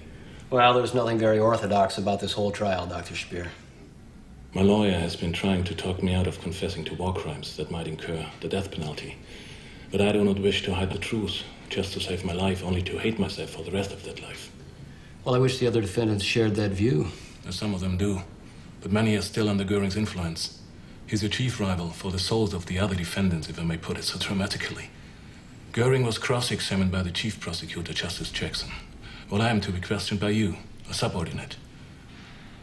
This difference has been noticed by the other defendants. In their eyes, it puts me in an inferior status to Goering. That's a peculiar measure of status, Dr. Speer. Well, not to a German war criminal.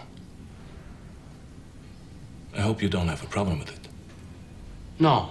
I got no ego riding on this. I'll present your request to my superior, Mr. Jackson. Dr. Speer, did you disapprove of Saukel's recruitment of labor? On the contrary. I was grateful to Saukel for every worker he provided. Whenever we failed to meet armament quotas because of shortage of workers, I would blame Saukel. Do you wish to limit your responsibility to your own particular sphere of work? No. This war has brought an inconceivable catastrophe. As an important member of the leadership of the Reich, I share in the total responsibility for the disaster of the German people. But Dr. Speer, near the end of the war, did you not refuse to carry out Hitler's order to raise Germany to the ground? I have no intention of using my actions during that phase of the war to help me in my personal defense. But I would like those who sit in judgment of me to understand that period. In March of 1945, Hitler intended deliberately to destroy the means of life for his own people if the war were lost. He said, let the Allies conquer nothing but ashes. But you resisted his wishes. sending him instead this memorandum. Could you read it to the court, please? Nobody has the right to destroy industrial plants, coal mines, electrical plants, and other facilities. We have no right to carry out destruction which might affect the life of the people.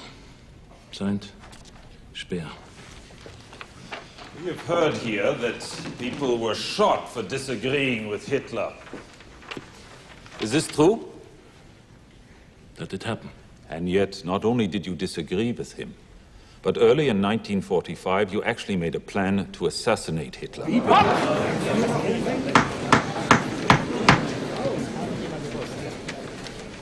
Is that not so? Yes, it is so.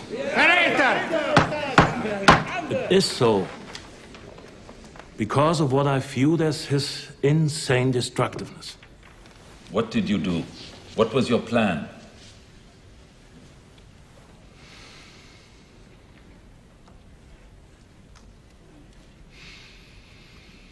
I knew of an air intake shaft in the Reich Chancellery Garden that ventilated the Führerbunker below. I went to the head of my munitions department and said, there's only one way to end this war, and asked him to get me a poison gas to drop into the ventilating system. But the next time I went there, they had built a 12-foot chimney protecting the ventilator, and SS guards were patrolling there, so it came to nothing.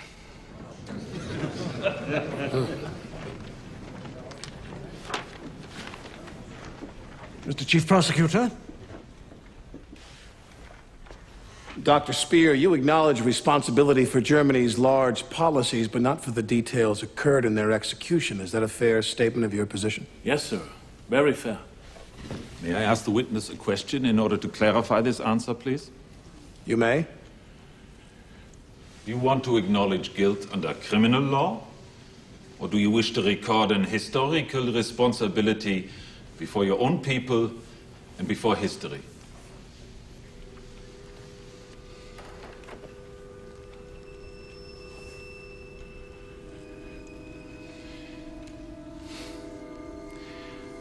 The question is a very difficult one to answer. It is actually one which the tribunal will decide, and its verdict.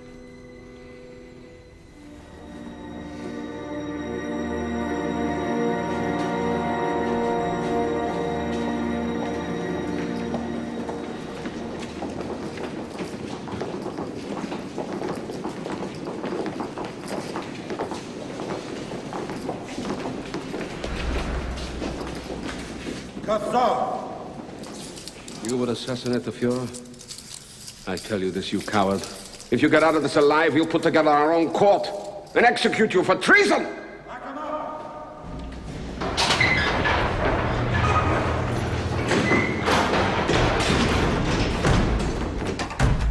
As a German officer, I consider it my duty to answer for all I have done. It will not always be possible to separate guilt from the threads of destiny. But the men in the front lines cannot be charged with guilt while the highest leaders reject responsibility. That is wrong. It was my guilt. And unworthy. Which I carry before God and the entire German nation. That I educated the youth of Germany for a man who I considered to be an impeccable leader and head of state. But I educated the youth of Germany for a man 1,000 years will pass. Who committed murder 1,000,000-fold. And this guilt of Germany will not yet be erased.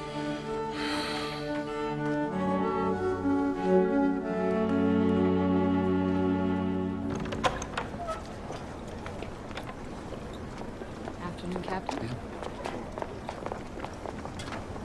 The prisoners aren't allowed visitors. I am the wife of Reichsmarshal Goering. This is his daughter. No exceptions, ma'am. Frau Goering. Frau Goering. Hi, my name is Captain Gilbert. Hello? Nice to meet you. Would you have a moment to spend with me? To talk? Yes? Very good. This is Ada. Hello, Ada. I'm Captain Gilbert. Do you like chocolate?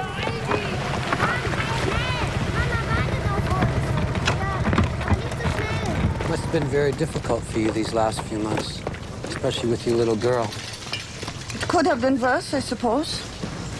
Hitler could have survived. You've obviously come to terms with the truth.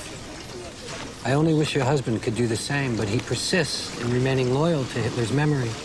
Yes. I cannot understand it either. Such loyalty. A man who wanted us dead. I'm sorry? Hitler ordered all of us to be shot. Hermann, myself, our precious child. That is why we surrendered to the Americans. Why else would we have done such a thing?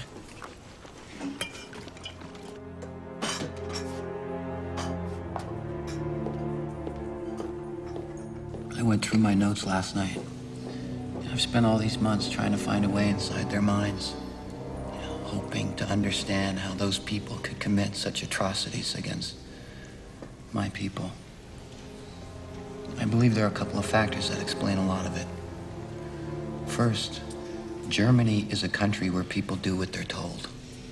You obey your parents, teachers, clergymen, superior officers. You're raised from childhood not to question authority. So when Hitler comes to power, he has an entire nation that believes it's perfectly natural to do whatever he says.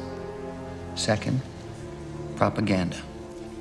For years, Germans have been bombarded with ideas like Jews are not real human beings, or they're a corruption of the race. So when the government says it's permissible to deny Jews their rights and then says it's imperative to kill these inferior people, they comply, even if they've been your friends or neighbors.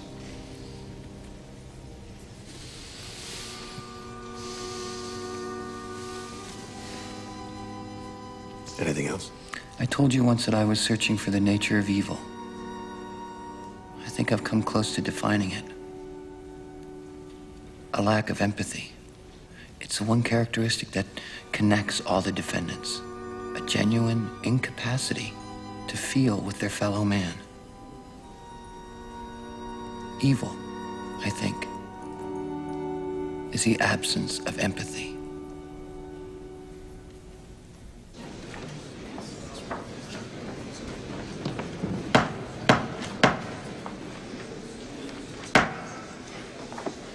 I call on the chief prosecutor for his closing argument.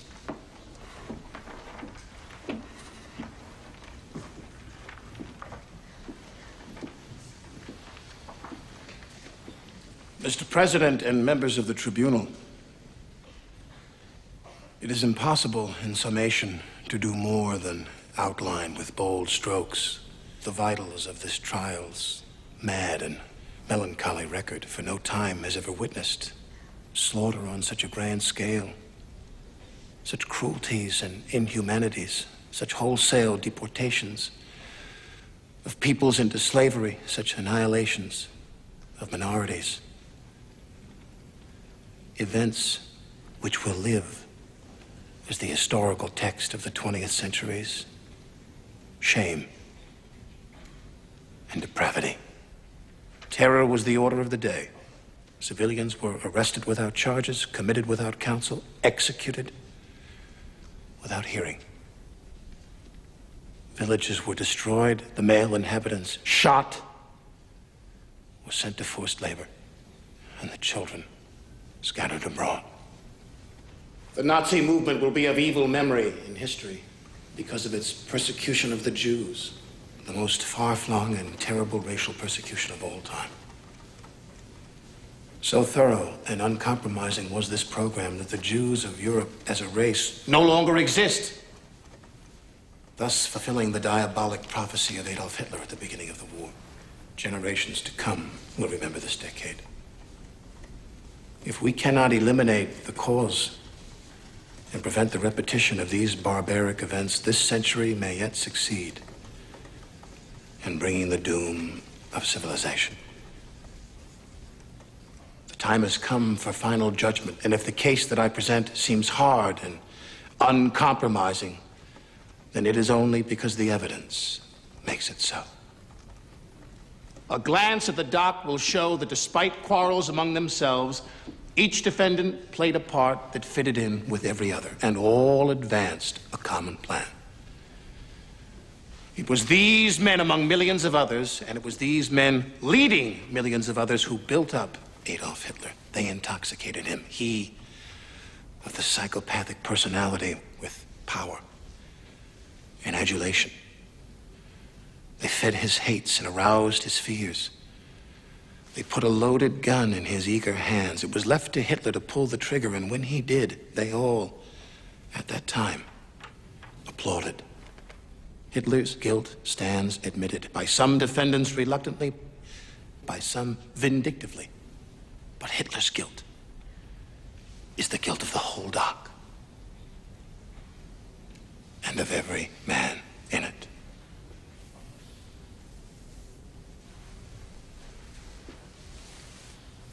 These defendants now ask this tribunal to say they are not guilty of planning, executing, or conspiring to commit this long list of crimes and wrongs. They stand before the record of this tribunal as blood-stained Gloucester stood by the body of his slain king. He begged the widow, as they beg of you, "Say I slew them not." And the queen replied, "Then say they are not slain. But dead they are." If you were to say of these men that they are not guilty, it would be as true to say that there has been no war. There are no slain. There has been no crime.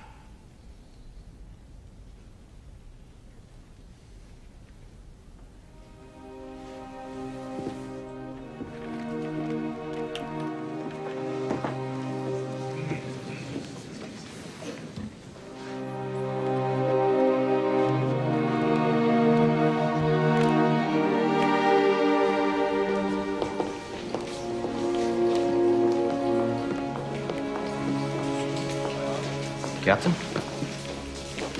Jews escalate fight for homeland. It's ironic. Well, after everything that's happened over the past 10 years, I don't blame the Jews for wanting a homeland. One of the many ripples we'll see from this war and from this trial. Shall I? Yeah. The defendants may now make their final statements. Defendant Hermann Goering.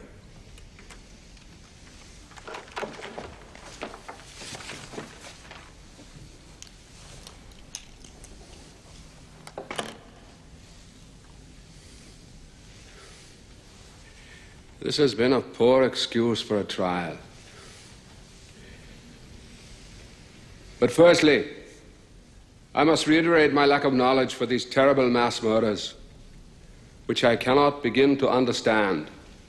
And furthermore, I condemn wholeheartedly. As to the trial, the statement of the defendants were accepted as true only when they supported the prosecution. They were treated as perjury when they refuted the indictment. This is not a basis of proof. Why am I in the dock being treated as a common criminal? I said to my judges, have no illusions. Since the three greatest powers on earth, together with other nations, fought against us, we finally were conquered by tremendous enemy superiority. Justice has absolutely nothing to do with this trial.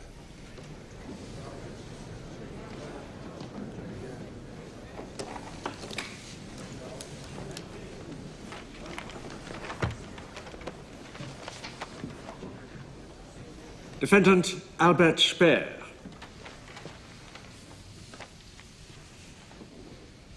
How could so advanced, so cultured, so sophisticated a nation as Germany have fallen under Hitler's demonic sway.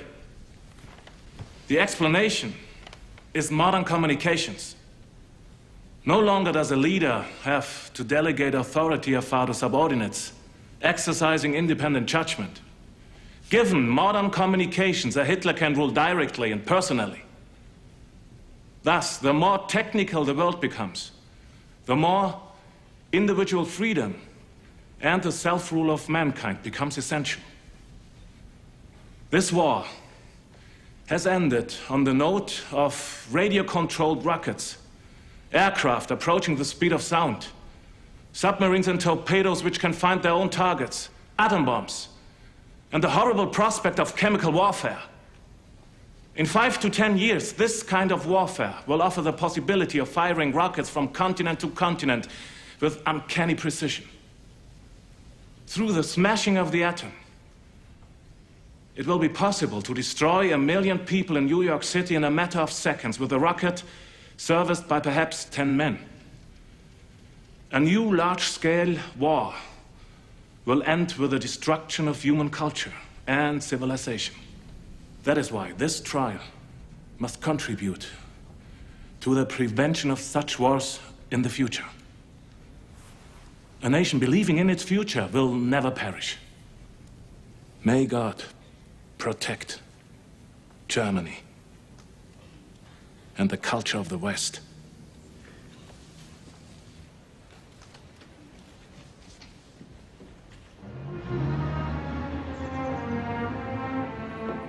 We are agreed.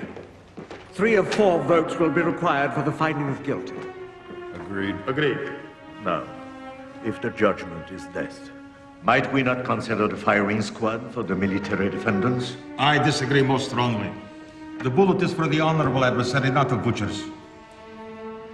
I say hanging. I agree. Agreed. We will take the defendants in the order they were indicted. Goering.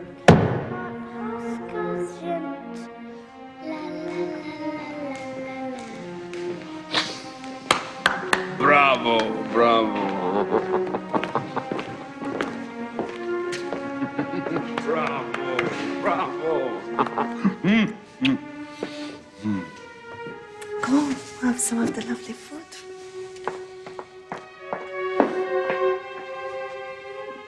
There is talk that you will all be hanged. I won't be hanged. That I assure you. That I pledge. Perhaps the court will send you to an island, like Elba, and we could join you there.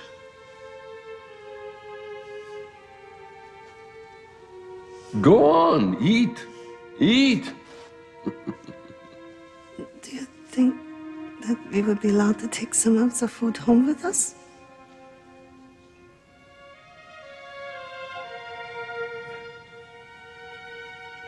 I don't see why not. The charter clearly states that following orders may be considered in mitigation of punishment. Maybe, not must be. You have become such beautiful young ladies.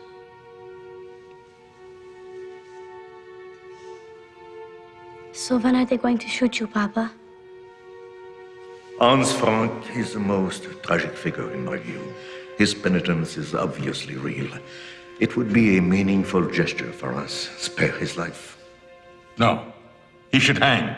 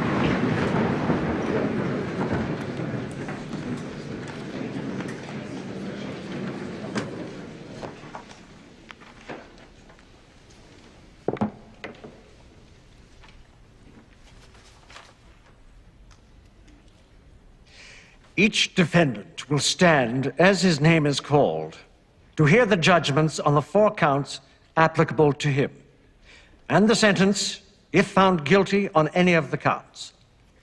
The counts, numbered 1 through 4, are conspiracy to commit aggression, the commission of aggression, crimes in the conduct of warfare, and crimes against humanity. Defendant Hermann Goering.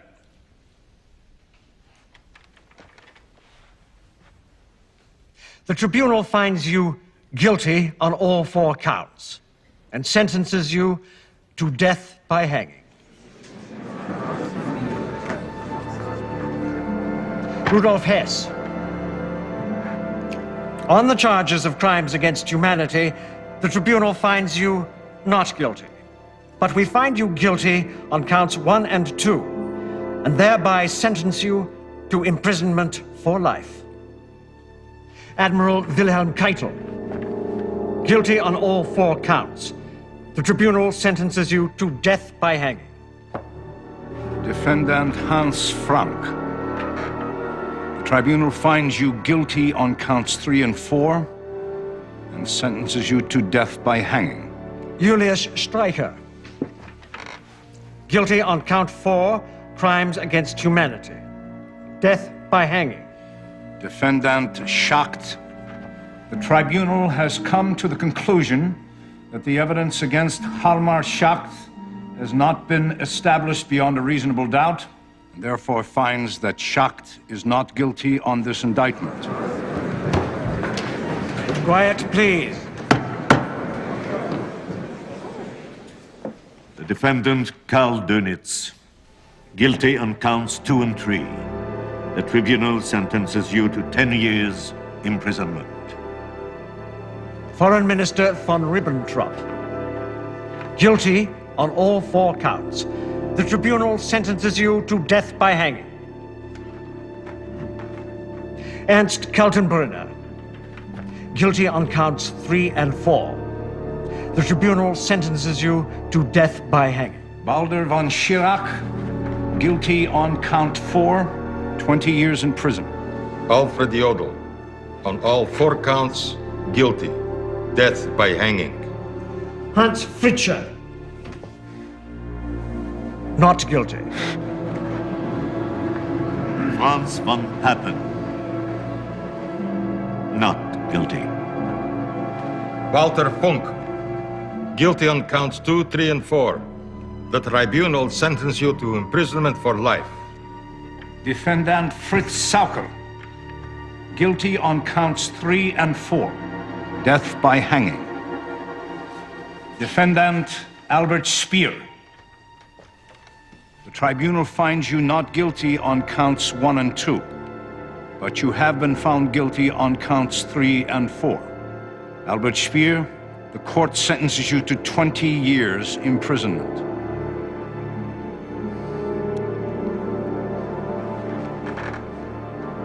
The work of this tribunal is now complete.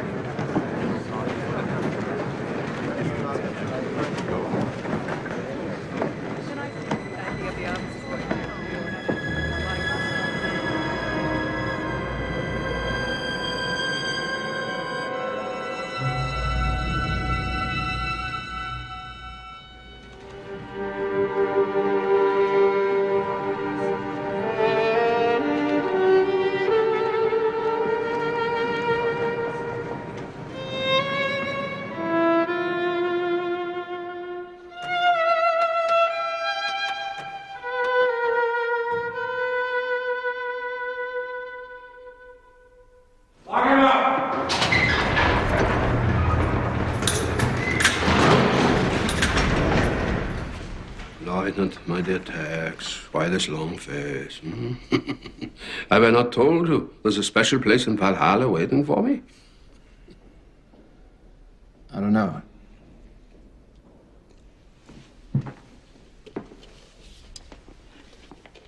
I just thought things might have turned out differently, that's all. Well, you know, they might have done. But for one very unfortunate thing. Those mass murders. I must tell you, I could not see their purpose. They were absolutely unnecessary. They made no sense from a nationalistic point of view. Our legacy has been forever tainted. But make no mistake. Everything Hitler did before the war was right. The German people knew it. And one day they will eventually remember it. And you must remember it too, my dear Tex. When you remember me, remember that, eh? Yeah. Now, the practical matters. There are a few things I want to give you. No, sir. Please, please. Where I'm going, I must travel light. It's inscribed, see, with my name. Take it. Take it.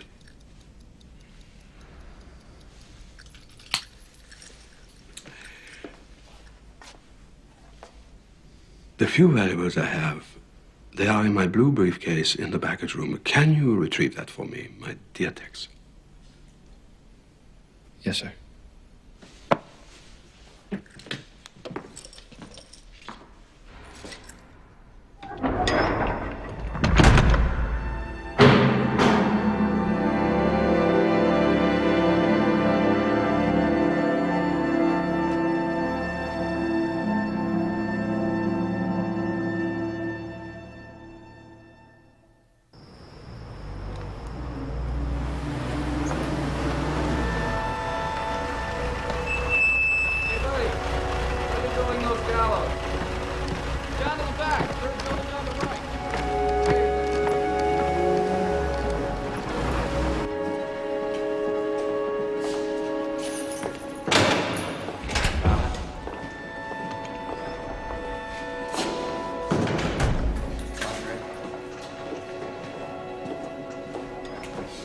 Open it up.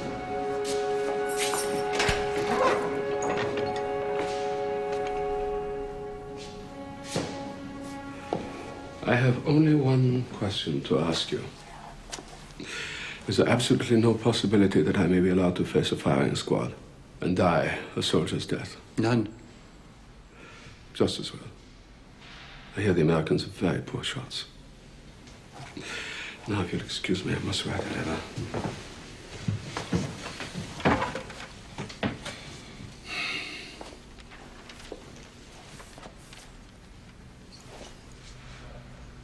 For the rest of my life, Herr Reichsmarshal, people will ask me what your final thoughts were. We'll have nothing to tell them. You can tell them this. I say, for now and all time, the foreigners who impose the sentence upon me may murder me, but they have no right to judge me. That I deny them. Now, you must excuse me, I do have to write this letter. Thank you.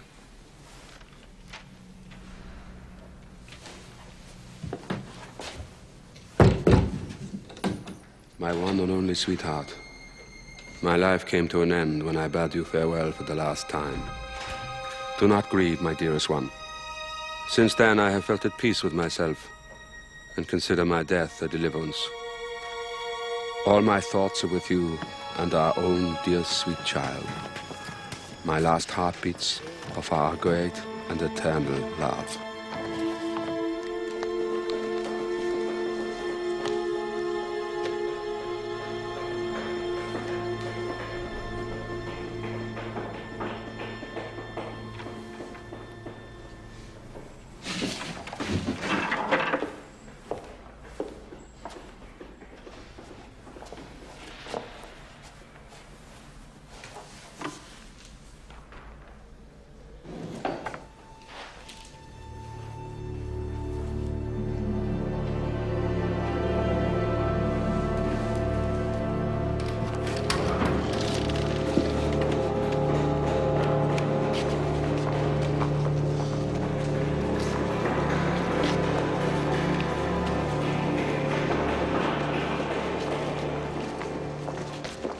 Colonel, may I?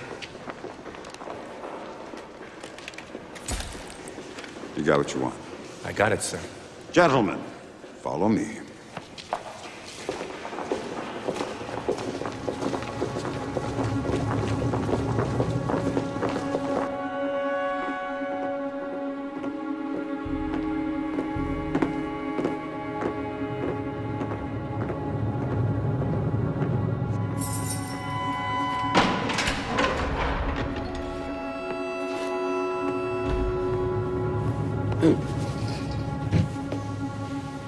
Mein Gott. Get dressed.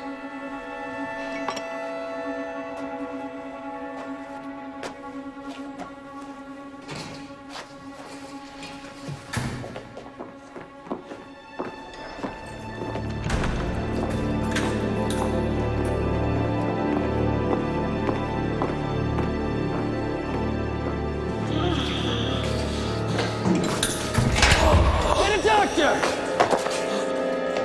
Somebody get a doctor!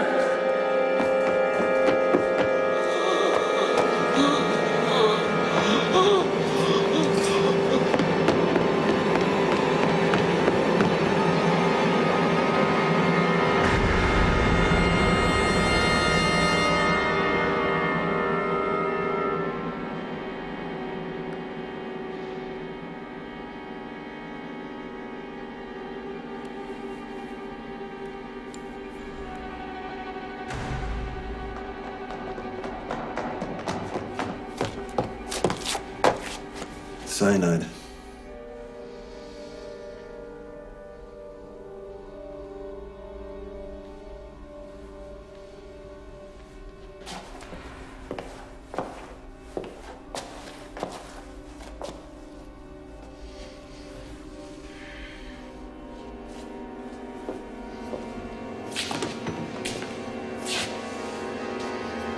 Son of a bitch.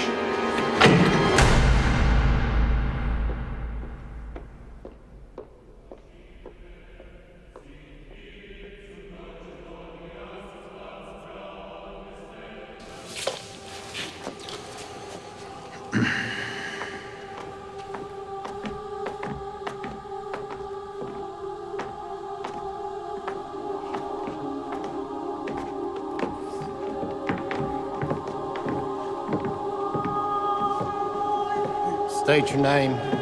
Joachim von Ribbentrop. You have anything to say? My last wish is that Germany realize its destiny. I wish peace to the world.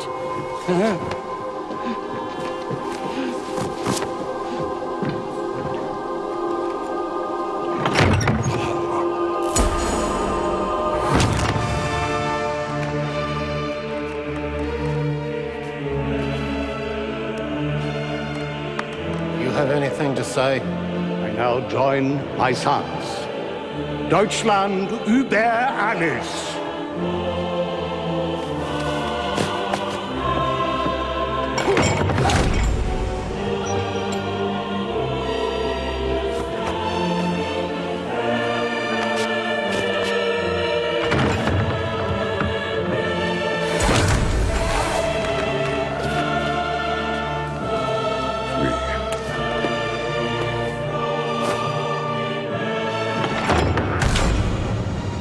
Dying an innocent man.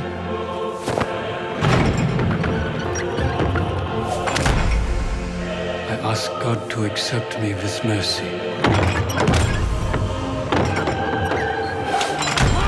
Hitler! Heil Hitler!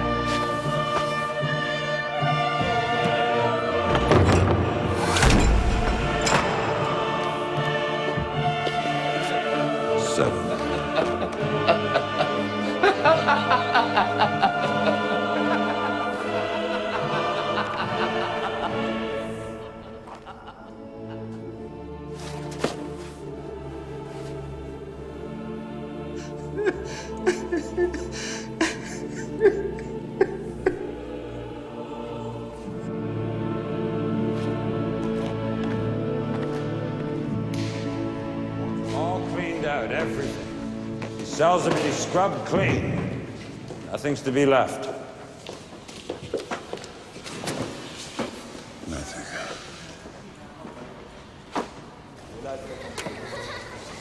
Dankeschön. Thanks. You know, when we get home, we've got some decisions to make. Some personal decisions. Bob, let's just wait till we get home.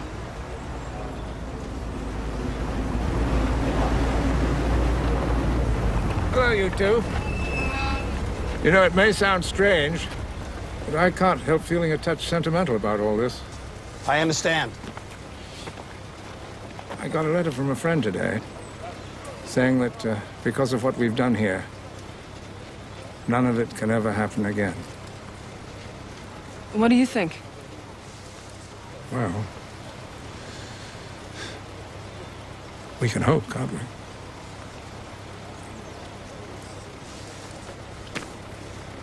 Bye.